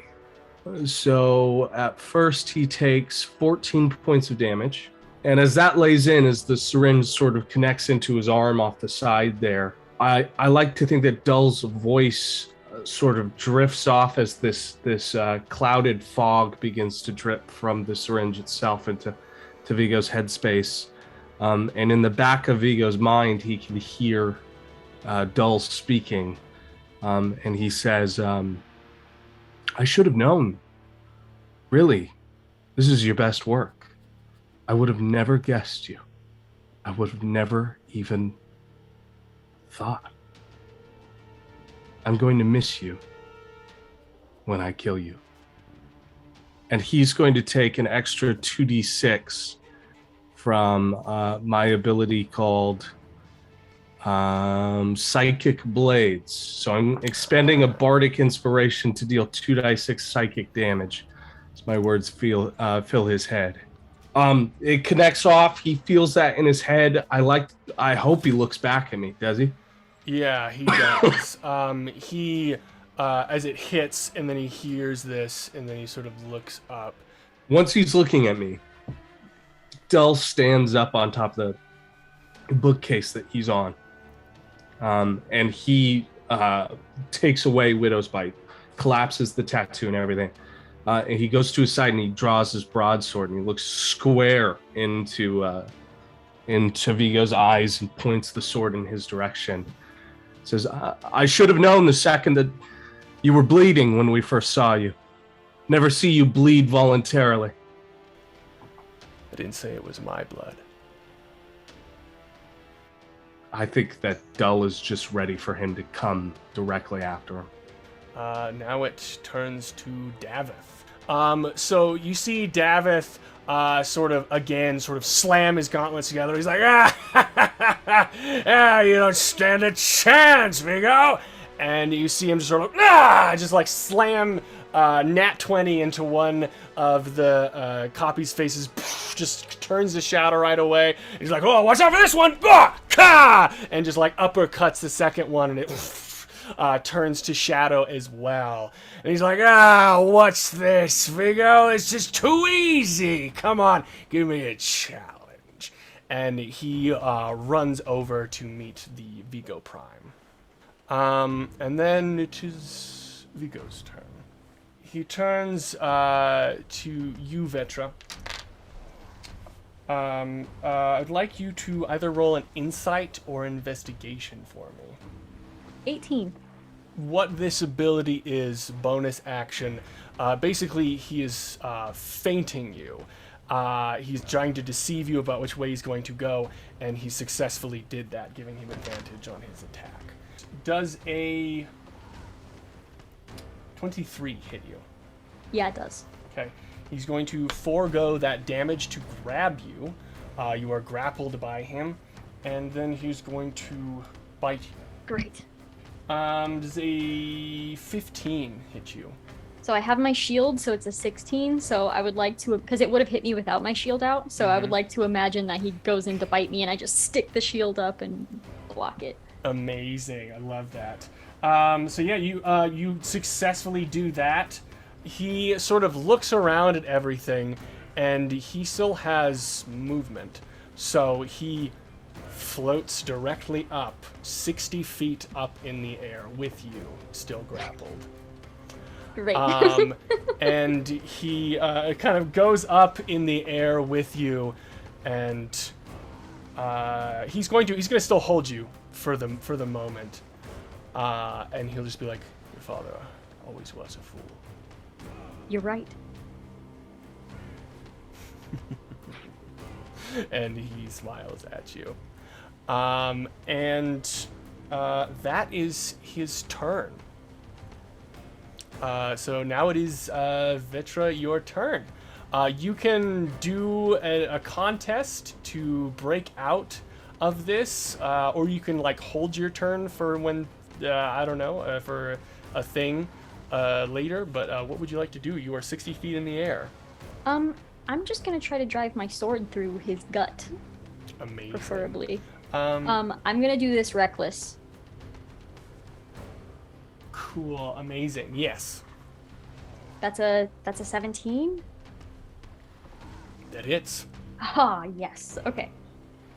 13 points of damage. It's not. My sword's not magical though. Oh, okay. I see. So then that is only, I guess, 6 damage then to him. Okay. And then for my second action, I would like to try to break out of the grapple. Okay, cool. So this will be a contest between you and him. I guess athletics or whatever versus each other's stuff. 18. I got a 22. All right. Okay. So Can I headbutt him? Yeah, you can definitely like hit him in the back. Yeah, I think that's pretty dope. Yeah, so you just like boom, bring your head back, and his head goes back, and then you fall. Yeah. Does anyone know what fall speed is? Is it like 30 feet per round or something? It doesn't matter because Winnie sees Vetra fall and once again just immediately reaches out with a hand. You're fine, just land on your feet. And will cast Featherfall as a reaction. And then sniping up at Vigo. Dear lackeys not give you literally any intelligence? He does not say anything. I 3-point superhero landing and just kind of nod over to Winnie. So is it Featherfall that you cast on? Okay, so that means you are not at the ground yet. Haven't landed yet. Okay. You haven't landed yet. I'll say, I'll roll a d6. It slows to 60 feet per round, so I think she would fall during her turn or kind of whenever makes sense. Okay. And the creature lands safely without taking fall damage, which is a lot. Hell yeah. Okay, so I rolled a 1. I'll say that you'll land That's okay. at the end of your turn next time. But yeah, no damage. Amazing. So that is your turn, Vetra. A legendary action by Mr. Vigo again, and he is gone. I would like to look around the room again and do what perception check to see if I can spot him again. 15. Yeah, I would say that you see him coming up behind Davith. I'll shout to Davith, "Get out of the way! Davith, get out of the way! Vigo's behind you." He's like, ah! And he will be able to turn on, I guess, his turn. Is there anything else you'd like to do?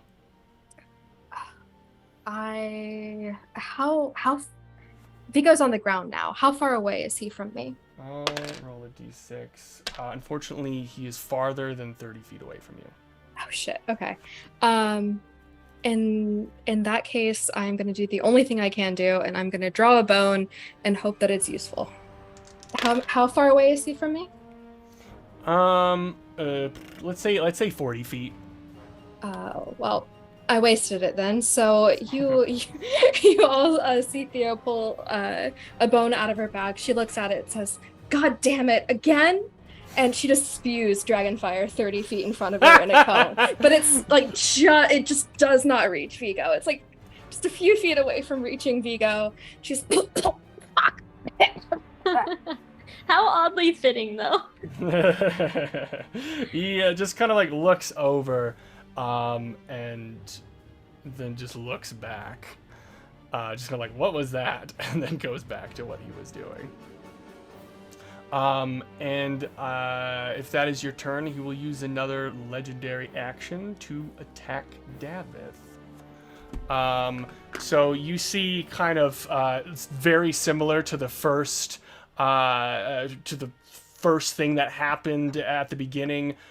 When he turned around, he does the same thing, but this time he kind of digs his claws into Davith's side and bites him on the neck on the other side. And then he just kind of throws him to the side, and he hits the wall. Boom! Like hits the side of the wall, and it looks like Davith is like out of the fight. He is not dead. He is like at 0 HP right now.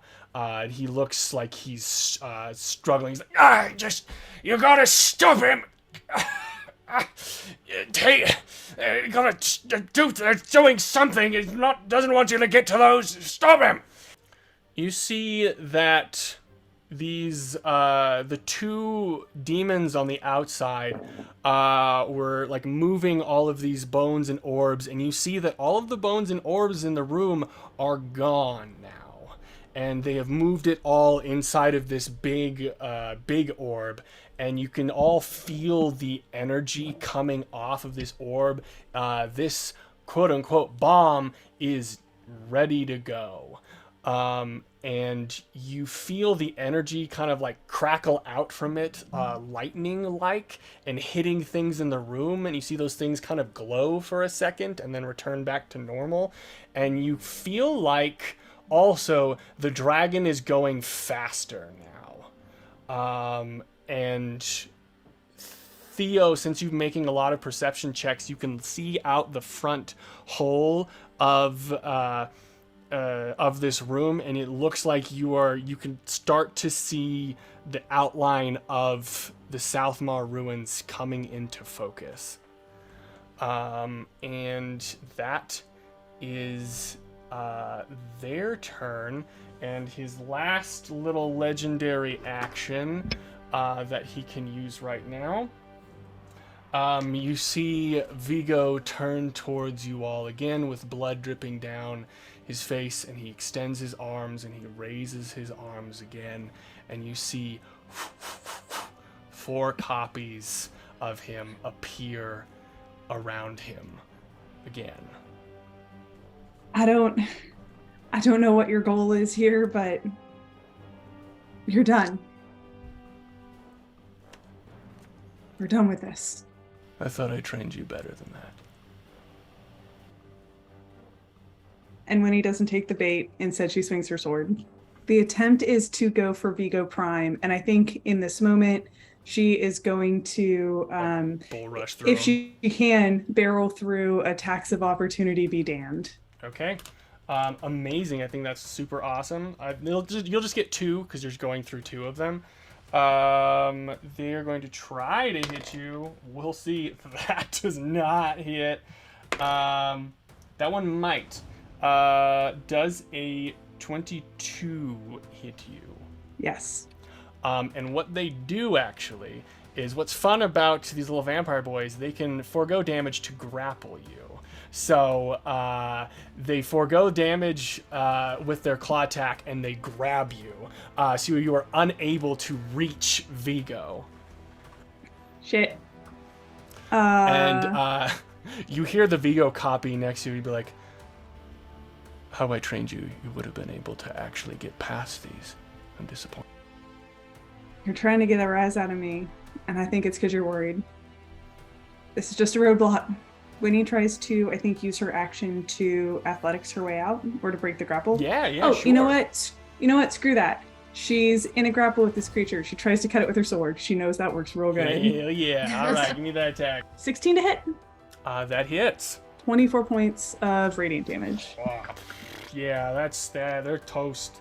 Hey, toast, baby! You slice that puppy. Is Winnie able to get up and then swing at Vigo? Yeah, I think so. Because they just like grabbed you, so then you just like slice back, poof, gone, and use the rest of your movement to get to him. You might have trained me to swing a sword or to make choices in battle, but no one taught me how to be tenacious but me. And once again, that divine light kind of shines from Winnie's sword. It comes from her being, and this blessing of something she doesn't understand allows her to swing a second time. That is a 23 to hit. That's gonna do it. That That definitely hits. is 12 plus 5 is 17 plus 4 is 21 points of radiant damage at Vigo. Oof, boy. He is going to use his uncanny dodge on that, so he does not take double. So how much was that? 21, you said? 21. Okay, so he will only take So 21 10. damage. No, yeah, because there's... Good, yep. Yeah. Yep. He's a nasty boy. He's a nasty boy, because he's a nasty boy. Amazing. Librarians. Friggin' pervert librarian. So anything else you'd like to do on your turn? That's it. All right, so it is back to the top of the round. Listen, Dull knows for a fact he's not supposed to be fighting Vigo. Everything in his body is reminding him that there are about 4 other targets that are more important, and that Vigo wants him to fight. But there's nothing in Dull's body that can stop him from pursuing that, I think. He brings out that spider again from his wrist. He moves another 30 feet, trying to get around Vigo Prime, and then tries to take a shot in there. With Winnie being just close enough, he does not need to go into stealth. So he'll use his bonus action to tell Theo, if we spend any more time with him, he's just going to get what he wants. We have to do something, and we'll give advantage on their next attack or ability check in their next round, essentially. And with that, I'll make an attack against Vigo. Okay. Sort of ducking behind, taking a pot shot in between. Hopefully the clones are focused in on Winnie, and I have a good weak spot to draw his attention. 22. That definitely hits. He takes 11 points of damage on that first attack. And I will expend another Bardic Inspiration, that's 2 out of 3, to cause those psychic daggers again to come out. The fog coming out from that syringe and then leaking into his ears again. And I speak into his mind and say, it was back in Southmaw, wasn't it? The war changed you. There's someone in the center of it all, a demon they all spoke of, someone who had been destroyed by it. It was you.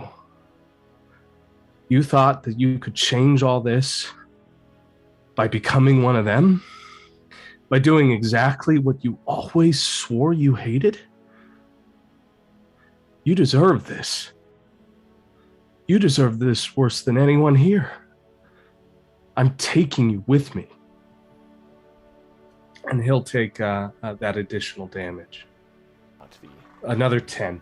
And you see him sort of tense up a little bit and then go back to relaxed. Vigo is going... One note, I attacked Vigo. So Vigo has disadvantage on attacks against anyone. Oh, nice. Against my allies, it says. So probably not me, but a disadvantage on attacks against everyone else. Oh, perfect. So he turns to shadow, appears next to you. There's going to be 41 damage coming at you. You see Davith get up and run towards you. And he, you see him just running as fast as he can, and he pushes you out of the way. And you see Vigo smile when he does this. And he just... his claws right through his sternum, right through Davith's heart. and he leans close to Davith, and he whispers something to him. And Davith looks a bit shocked, takes his claws out, and you see Davith fall to the ground.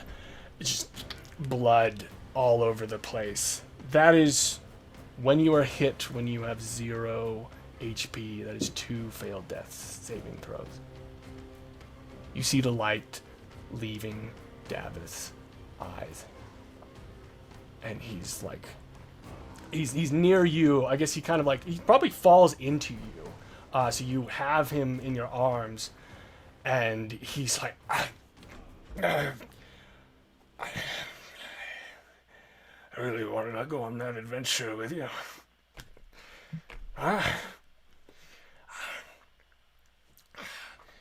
You keep going, right? I was wrong, right? I was wrong. You keep.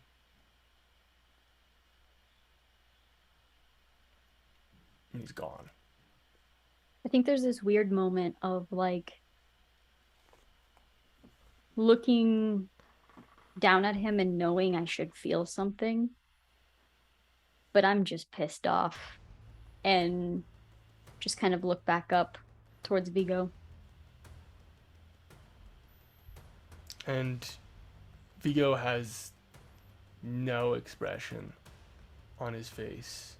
Just completely just blank expression as he does this. And then we move to Vigo's copies. One of them is going to fly straight towards Mr. Dull. And that's a 26. More Next than one. 10 over my AC, so yeah. What it does a 13 hit you? 13 does not. AC Okay. 15. Okay, so he hits you once. I would like to use my reaction to reduce this damage. Do you have to be within range of this, or It is. is it just within sight or something? It's 30 feet. I didn't think we were that far away from each other, but I could be wrong. Yeah, let's say you are. That's cool.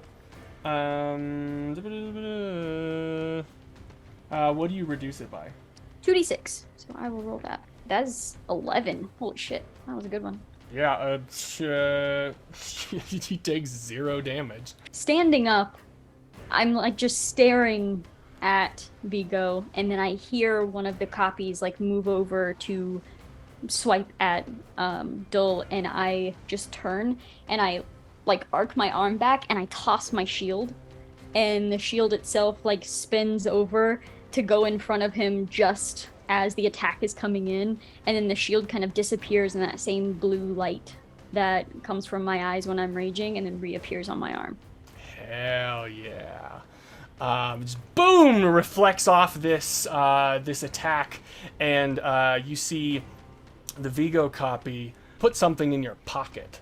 Like it was going to slash you, and then as the shield goes away, you feel something in your pocket now. And then it goes to the other copies. One of them flies over to VJ, or to Theo. And what is your AC? I'm pretty sure it's not higher than 17. It is not. Oh gosh, and they crit on you for the second time. Oh boy. I only have one reaction. I'm sorry, Theo. Can I use my reaction? A first level spell is a reaction called Silvery Barbs. Uh-huh. And I call out basically as it goes for Theo and says, no, I don't think so. You don't have control over us anymore.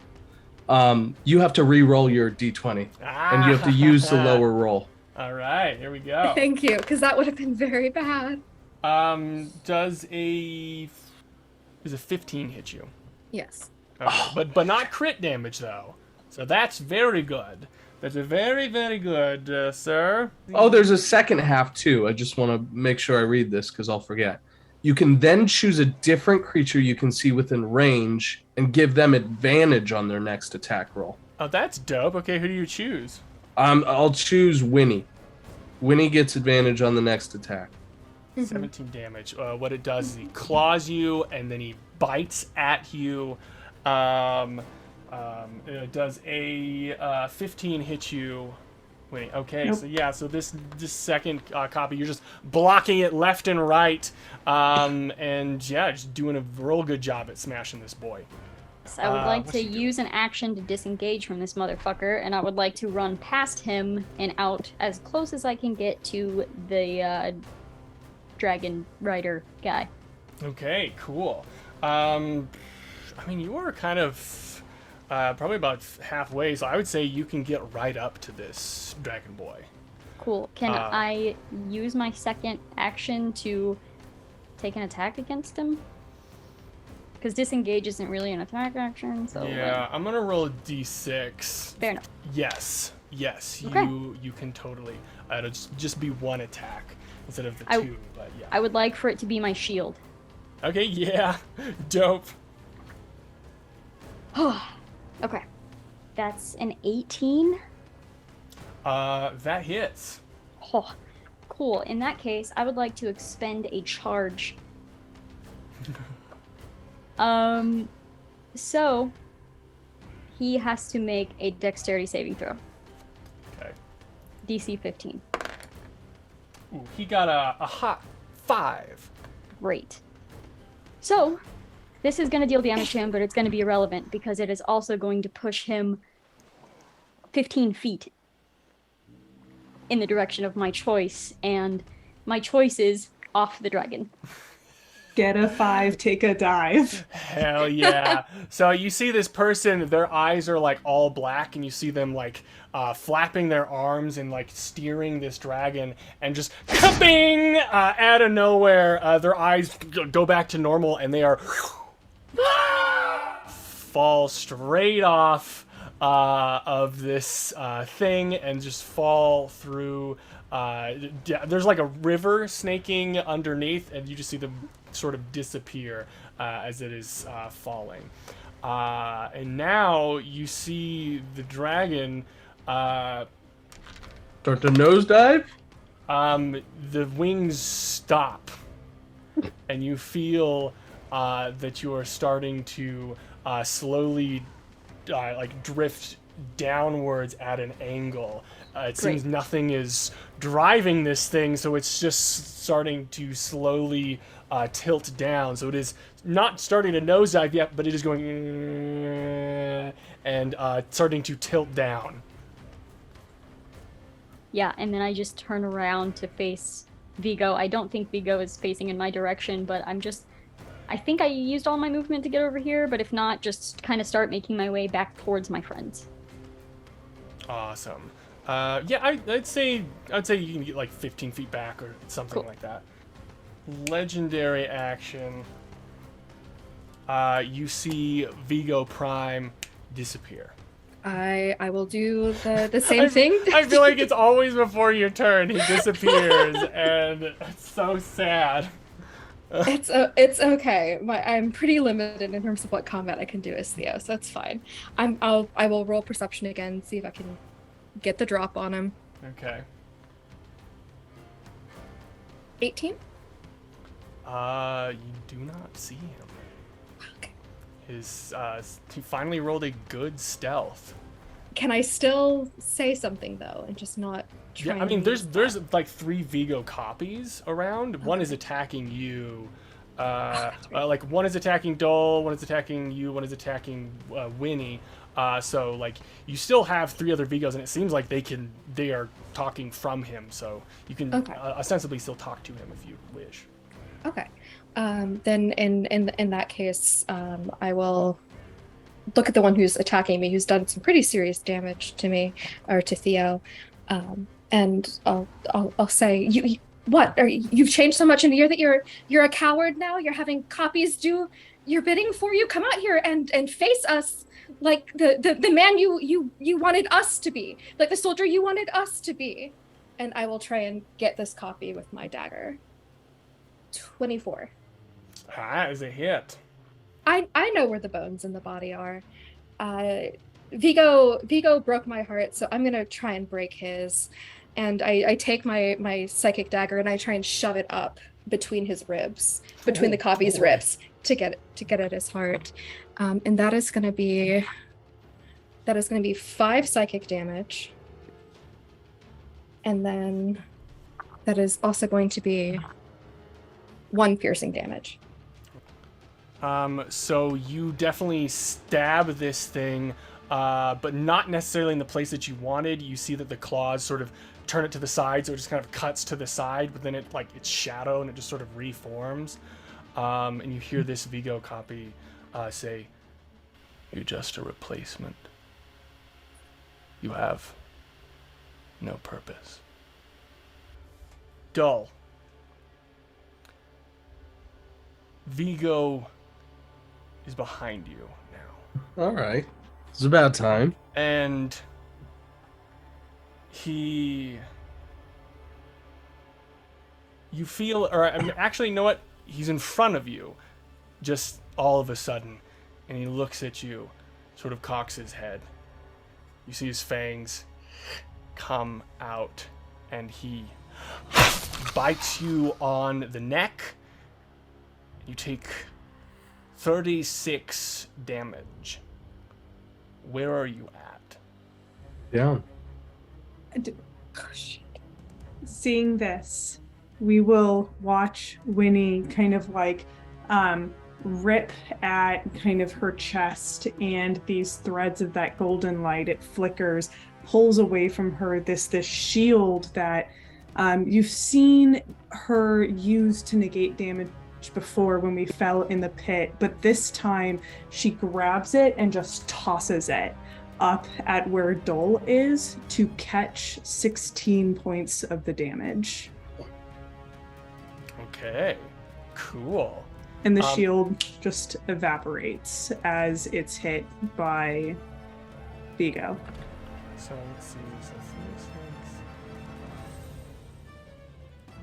So does 20 bring you down?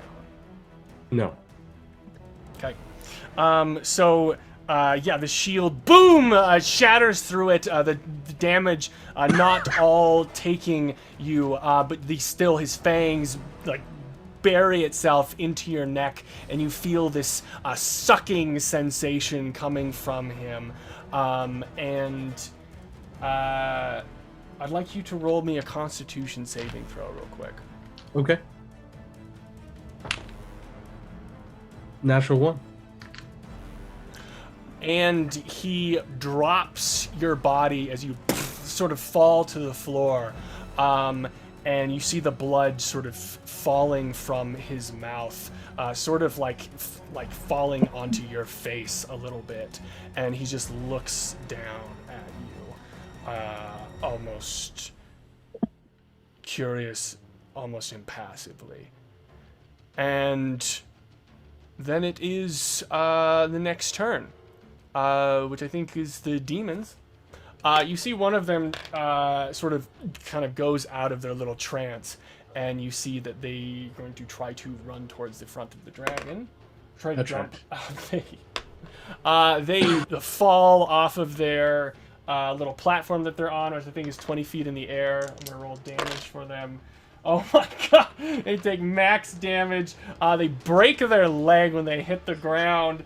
They're in pretty bad shape. They're like, as they hit the ground, and they're just sort of crawling like, I have to, it's my purpose, and they are crawling towards the front of the dragon. They do not make it because their leg is broken. The other one is trying to maintain something. That is their turn. Then it is Winnie's turn. Winnie will extend one hand still out at Dole, the other one towards the other demon who's channeling at the orb, and she will cast Hold Person. Oh, at Real Vigo and Orb Boy? Yeah, actually, let's try and snag both of them. So I can do that. Cool. What do they need to roll? That is going to be a wisdom save, DC 15. This is so funny. So apparently, the little orb demon got an 18, just off of the roll. Vigo failed, but he uses another one of his resistances to succeed.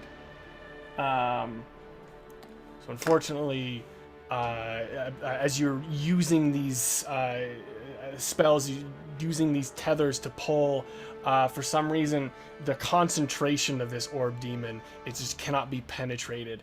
And Vigo he feels the spell and he just looks at you.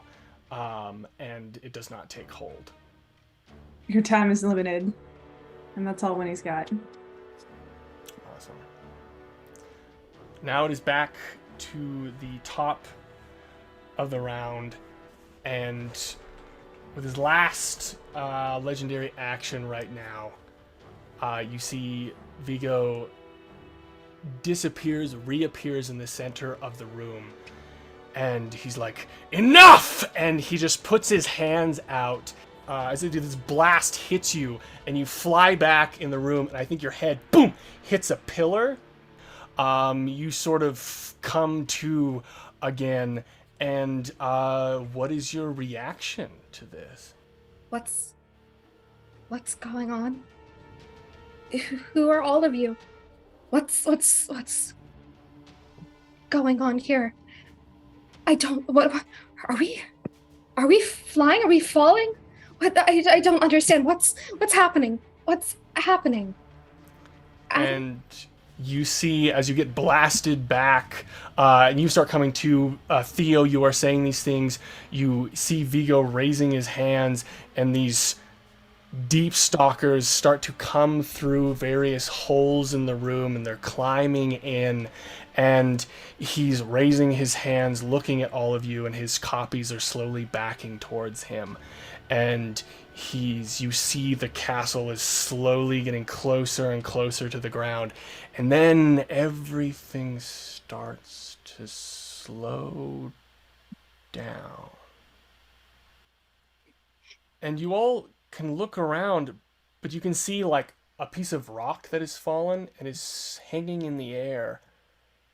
And you don't hear the wind anymore. It looks like the castle has frozen. And then you hear 2 pairs of footsteps, and you hear someone say, "Well, they're in quite a predicament then, aren't they?" And it's like, "What do you think, Veridon?" And you don't hear a response. And he's like, "My word. Tormont. I never would have guessed."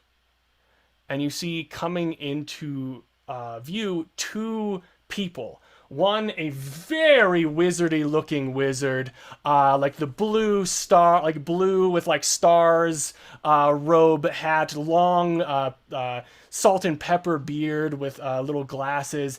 And then you see a woman with black hair, has a very modern witchy vibe to her. And they sort of walk into focus, and you hear the wizard Tom, that you know as Tom, the old man wizard, is like, "Well, what a mess we have here. Would you like me to take Tormont myself?" And you hear the woman speak. She says, "No, I will deal with Tormont." And you hear Tom say, "Are you sure?" And you hear the woman again say, "Tom." Right, of course. And he turns towards all of you, sort of frozen, and he's like, "Well, it seems like you've all had quite a day. Perhaps we should go somewhere more comfortable then, shall we?" And you see him pick, like, there's a torchlight across in the room, and he just sort of, like, picks the light out of the air and kind of puts it between his hands, crushes it, and blows this stardust on all of you. And if you'd like to resist this, he's casting sleep on all of you. Would you like to resist this? Yes. Yeah. Okay, anyone who wants to resist, give me a con save. You have to beat a 20. I rolled a 4. I got a 21. Okay. I got a 15. 5. So I guess only Vetra, you are. It's kind of like when you've taken sleep medicine, you're trying to fight to stay awake. You will stay awake just a little bit longer, but you see this woman. I guess also Winnie, you see this as well. The woman Veridin is like. She has just sort of like magic pulsing in her hands right now. She looks furious. And Winnie, you recognize that magic. You would recognize that magic anywhere. You recognize it from that vision that Theo had, and you recognize it from your home. That scream that she's been holding in her chest this entire time, I think it starts to erupt from her body, but before she can make a sound, the sleep takes her over. And Vetra, what you see is you see that woman, she looks so mad, but you also see that she has tears flowing down her face when she's looking at Vigo. And then you see Tom come up to you all, and he's like, "Oh, looks like you're fighting it. It's probably best not to. And What the fuck is going on? everything will be perfectly fine." And then the sleep sort of takes you as you see him clap his hands, and before the second clap, everything goes dark. All of your eyes begin to open, and it's so bright where you are, but you feel comfortable, you feel rested.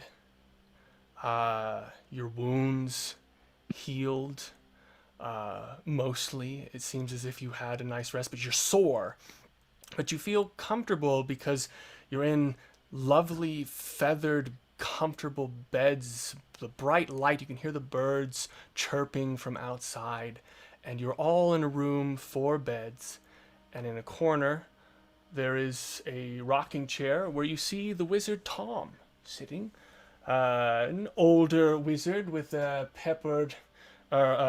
salt and pepper long beard and glasses, seems to be reading a book.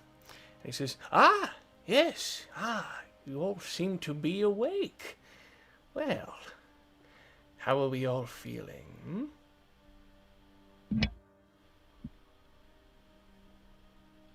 Black shit? You couldn't have come sooner?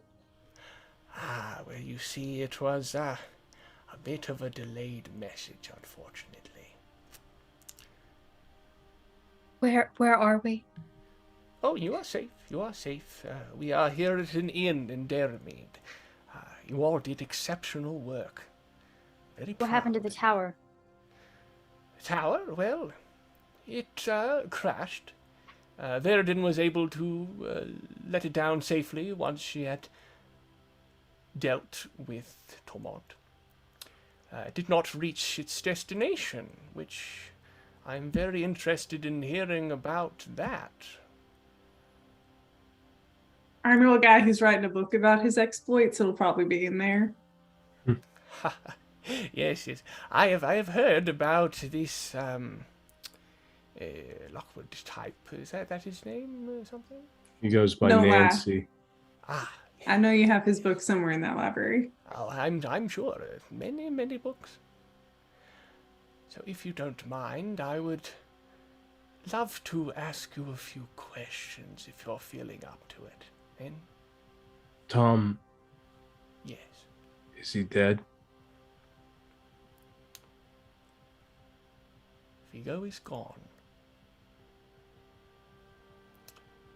The 3 of us, K.o.N, the king of Nemeria, Veridin and myself agreed it's too dangerous. You will not be able Did you to hurt kill him you. or is he gone? And no fancy answers because I'm sick of that shit. He nods.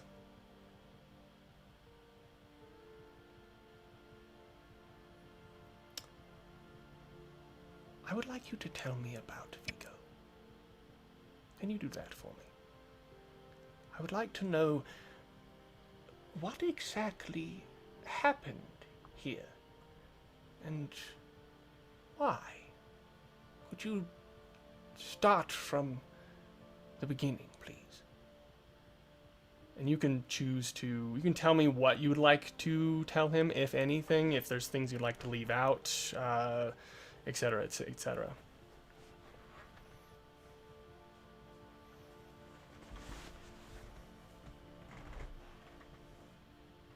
I'll say in Vetra's mind, like, for her, the job is done.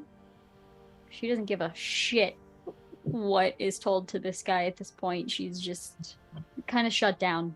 So she doesn't say anything? No. Or, okay.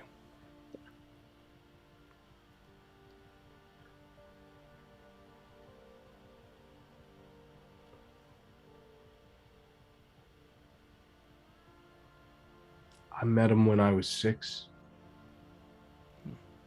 A friend of my mother's. I'm terribly He sorry. taught me how to hide the first time I met him because that was all I knew of him. He's very good at that.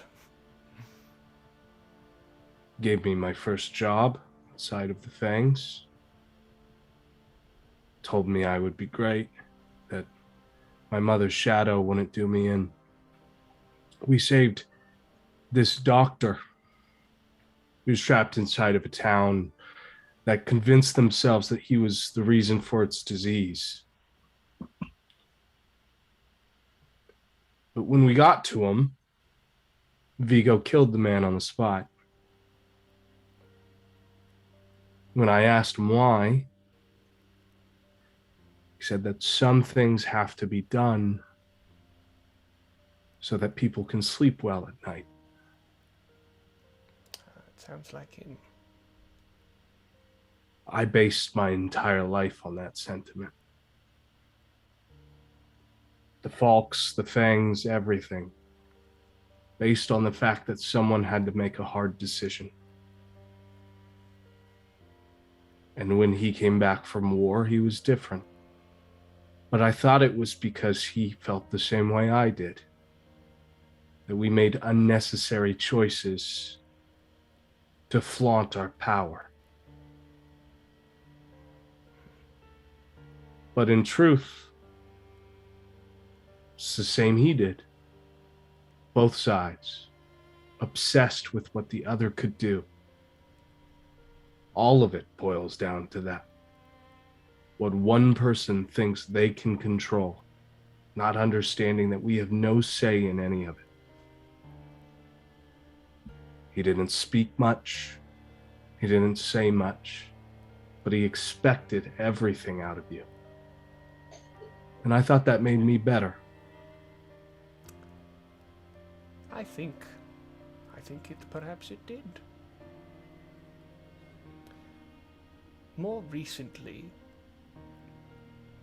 did Vigo ask for any of your assistance in anything? Did he seem odd?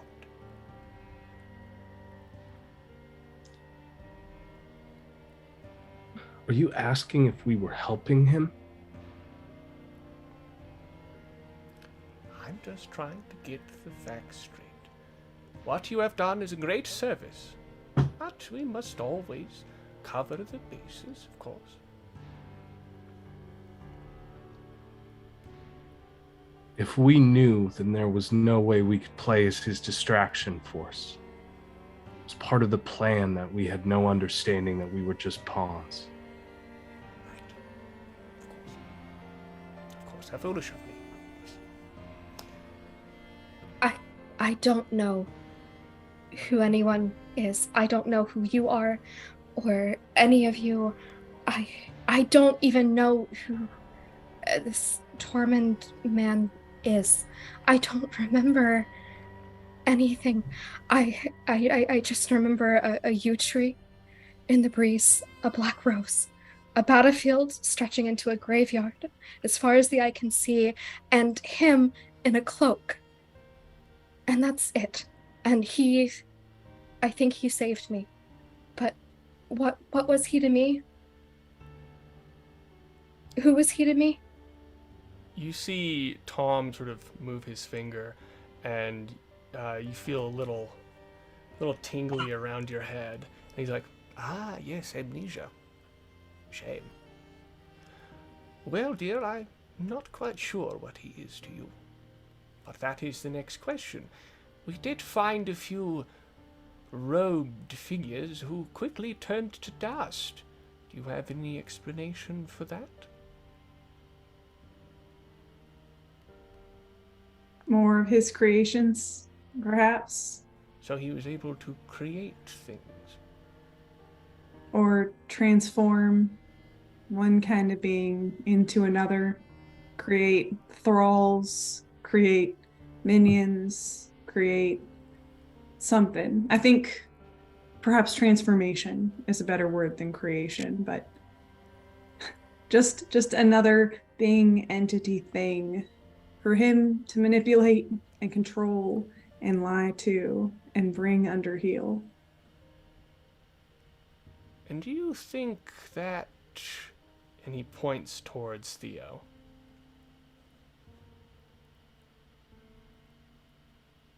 What are you, There a question there? what are you getting at?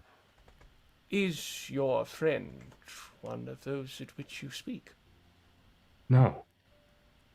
Did you see her turn to dust? I suppose I did not. You will not ask that question again.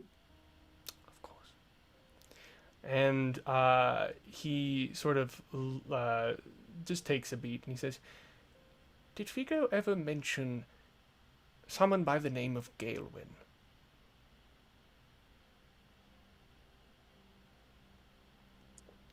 Last few days have been kind of shit, so my memory is too, but I don't remember anything by that name.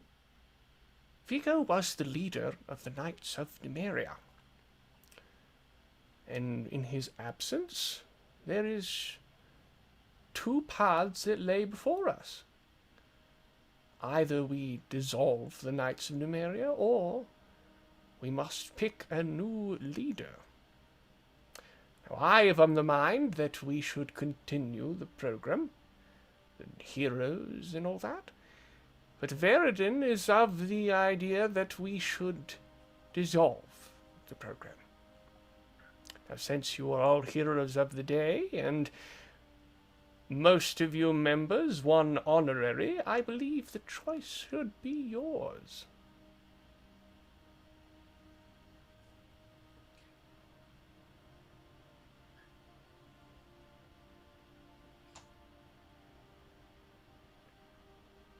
If today is any indication of what's to come, I still have work to do here. Maybe we can have a word with Veridin. Tell her why this is so important to keep up. You know, I don't think I've ever had a proper conversation with her. I'm sure I can arrange that, but the ultimate decision is up to you. Do you have someone in mind that could take on the leadership position? Recruiting new heroes, assigning them to duties, and being a mentor to the new hero generation. Yeah, someone that's good with their words, you would say. Anyone in mind?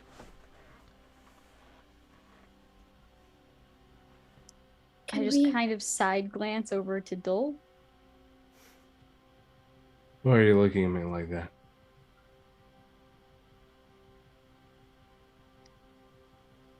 What, do you want me? Why not?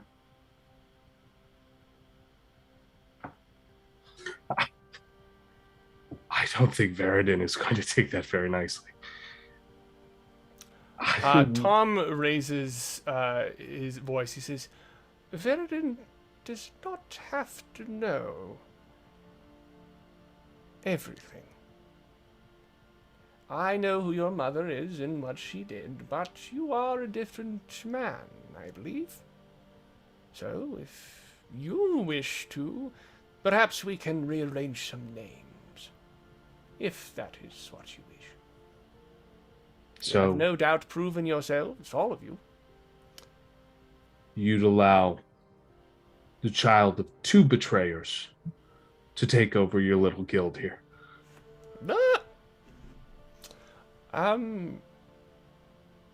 Like I said, it is up to you. I enjoy leadership. I do. And I enjoy bureaucracy as much as the next man. But the situation of this organization is something that would have to be looked at. I would not be some absent king, okay? If this is to be accepted, then there needs to be a conversation. You allowed Vigo to happen, Tom. Yes. The second that you people took your eyes off your own, you are supposed to be gods to this world, and you sat absent, allowing us to be puppeted by someone like that. So, sure, I'll take your position, but there's no idea in my mind that my people, our people, us, end up like you. We don't follow in your footsteps. We walk with your gait. We walk aside you. Knights of Nemeria will not be in code to learning under you. It is in support of what we are all trying to accomplish here. But that's if I'm to take the position. I'm in favor of dissolving the entire thing, because as far as I can understand, the Knights of Nemeria only served one thing, and that was Vigo's delusion. Well, besides this incident here, it seems the Knights of Nemeria have done much good. But I see how it is hard to overlook at the current time. But if you wish to change the organization, to shape it as you will, you seem very passionate about this, Mr. Ozon. Perhaps passion is what we need.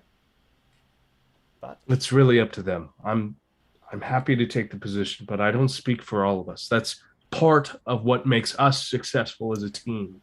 then perhaps not one leader, but perhaps a council. Dole, if you were in charge of this, I'd be fine with you speaking for me. But if you don't want to do this alone, I can swallow the pill and walk alongside you.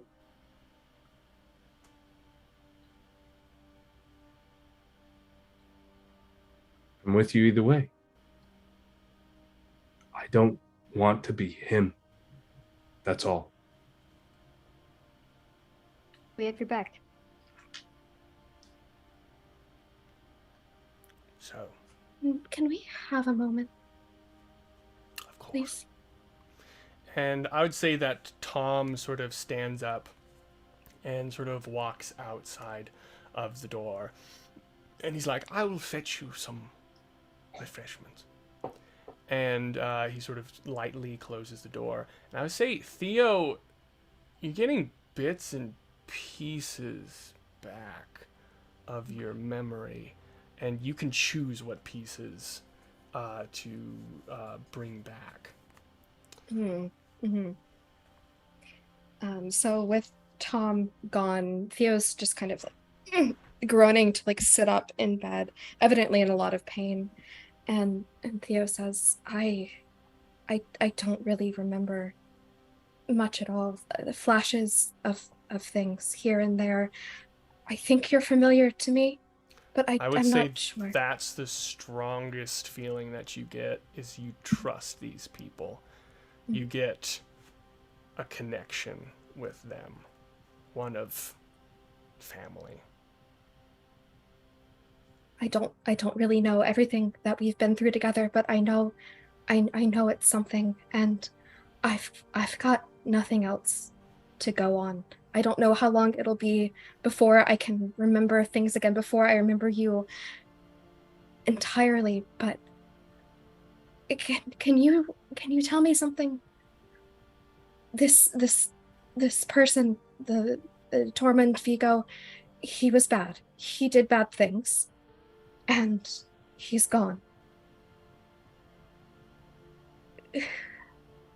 what was he to me? Because if he was bad, I don't know why I remember him the way that I do. And if he was bad, then why does it hurt so much? Theo, give me an I insight check real quick. While Vetra, while you're saying something. Yeah, I would just like to say, do you really want to know? That's a 21. And Theo does. Theo does. She's wanted desperately to know about her past. And I think that's something that comes through very clear for her. Even kind of through all of the different flashes and not knowing things, she does want to know the truth.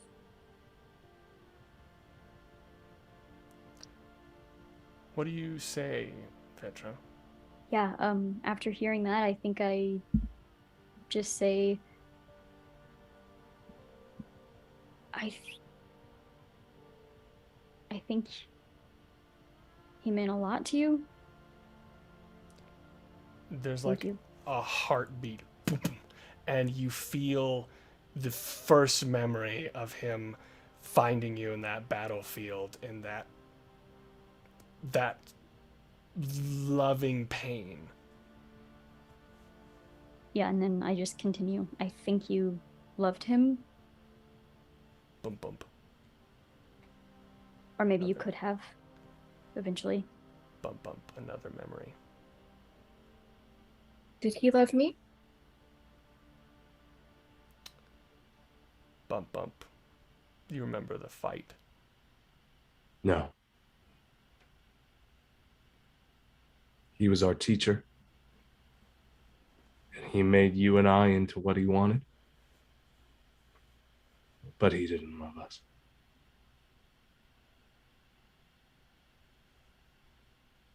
But I love all of you. Bump bump. You get some memories back from the first episode. I think I love And all of you. and I think we can just try to be worthy of that love. Because You Theo, you're remember. something else.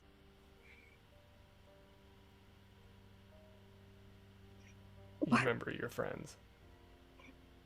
Your names. Your I remember you. Dull. Everything I know about lying, I learned from you. Winnie, you can solve a riddle quicker than anybody. And Petra, you could kick my ass and make me thank you for it. I remember you. I remember you. Welcome back. And I'd say that this is when Tom sort of opens the door gently again. And he's like, "So, have we decided?" And he looks at you over his glasses, Dull.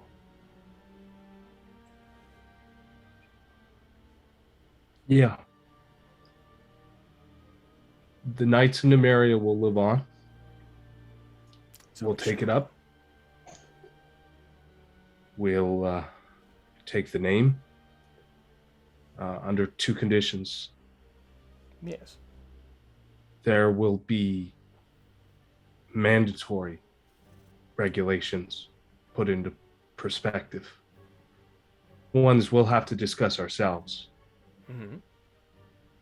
And our second mandatory restriction, and that is every member of the Hero Circle still active, still able, will be required to stay in constant contact, including the Knights of Nemeria. He sort of looks up. He says, "I believe that can be arranged. Yes." I'm not asking for absolute power, and I understand I don't deserve a seat at the gods' table, but this happened because you all went unchecked, Tom. I think you understand that. Yes. It's a very large lapse, but I have a lot of confidence that with these heroes in front of me, that there could be a very bright future ahead of us. Now, what new name should we call you, Mr.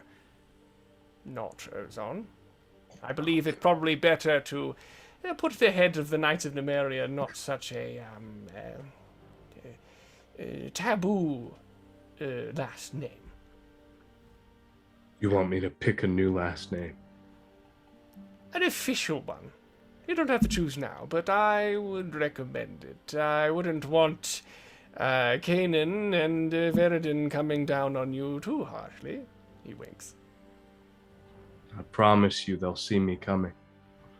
Of course. Well, I'll leave you to it. You can tell me eventually. I'm very excited for the future.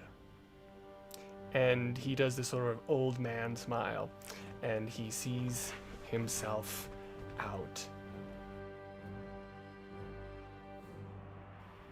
We see a couple of days later as you're all ready and leaving the city, getting ready to do whatever it is that's next for you. Maybe you're all waiting inside of a tavern.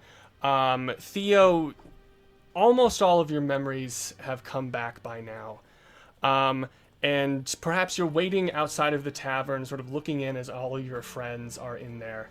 And you see a messenger come up to you. And he's like, he sort of looks in the tavern. He's like, do you know if anyone in there is named Theophinia? That's me. Ah, yes, I've got a letter for you. And he hands you a letter. If you're reading this, that means it's done. I won't say I'm sorry, because I'm not. It was necessary. It had to be this way. It had to be convincing. Don't trust the heroes. In time you'll understand why. I ask only for your time. Time to show you the truth. It'll be hard to obtain, and though I carry no sentiments, it pains me to give you such a burden. We are similar in this, the burden of life and its constant torment. Death is simple, painless, peaceful. But life brings inevitable softness for others, a gentle disguise for the pain. And so I will suffer on. And what I can only imagine was in a very grumbly voice. Damn it, I hate poets. Don't trust the heroes. Only each other. You know of those I speak. If you wish to save those that bring you the gentle pain, then burn this letter and more will come. If not, I've failed. Your purpose has always been your own.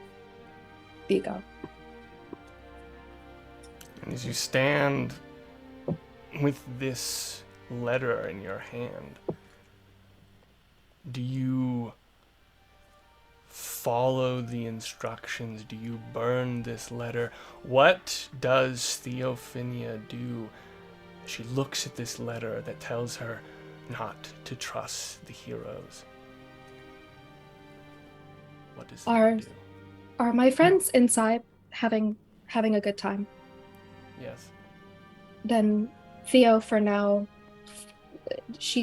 I think actually will kiss the letter and fold it up and tuck it into a pocket over her heart, and not wanting to ruin perhaps the first peaceful moment her friends have had in quite a long time, she will sit on this information at the very least for the night, and kind of with a big sigh, look up at the sky, nod, and then she'll rejoin the others inside the tavern.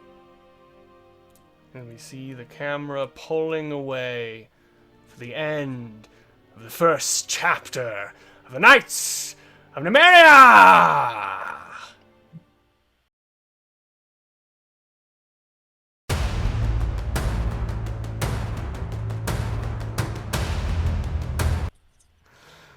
Ah! Ah! Oh Awesome my job, god. everybody.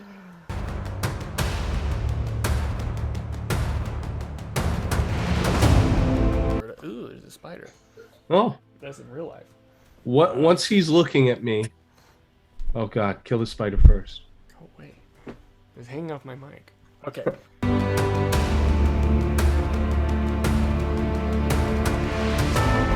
Nope. I've been rolling the wrong damage die the whole game. Oh no!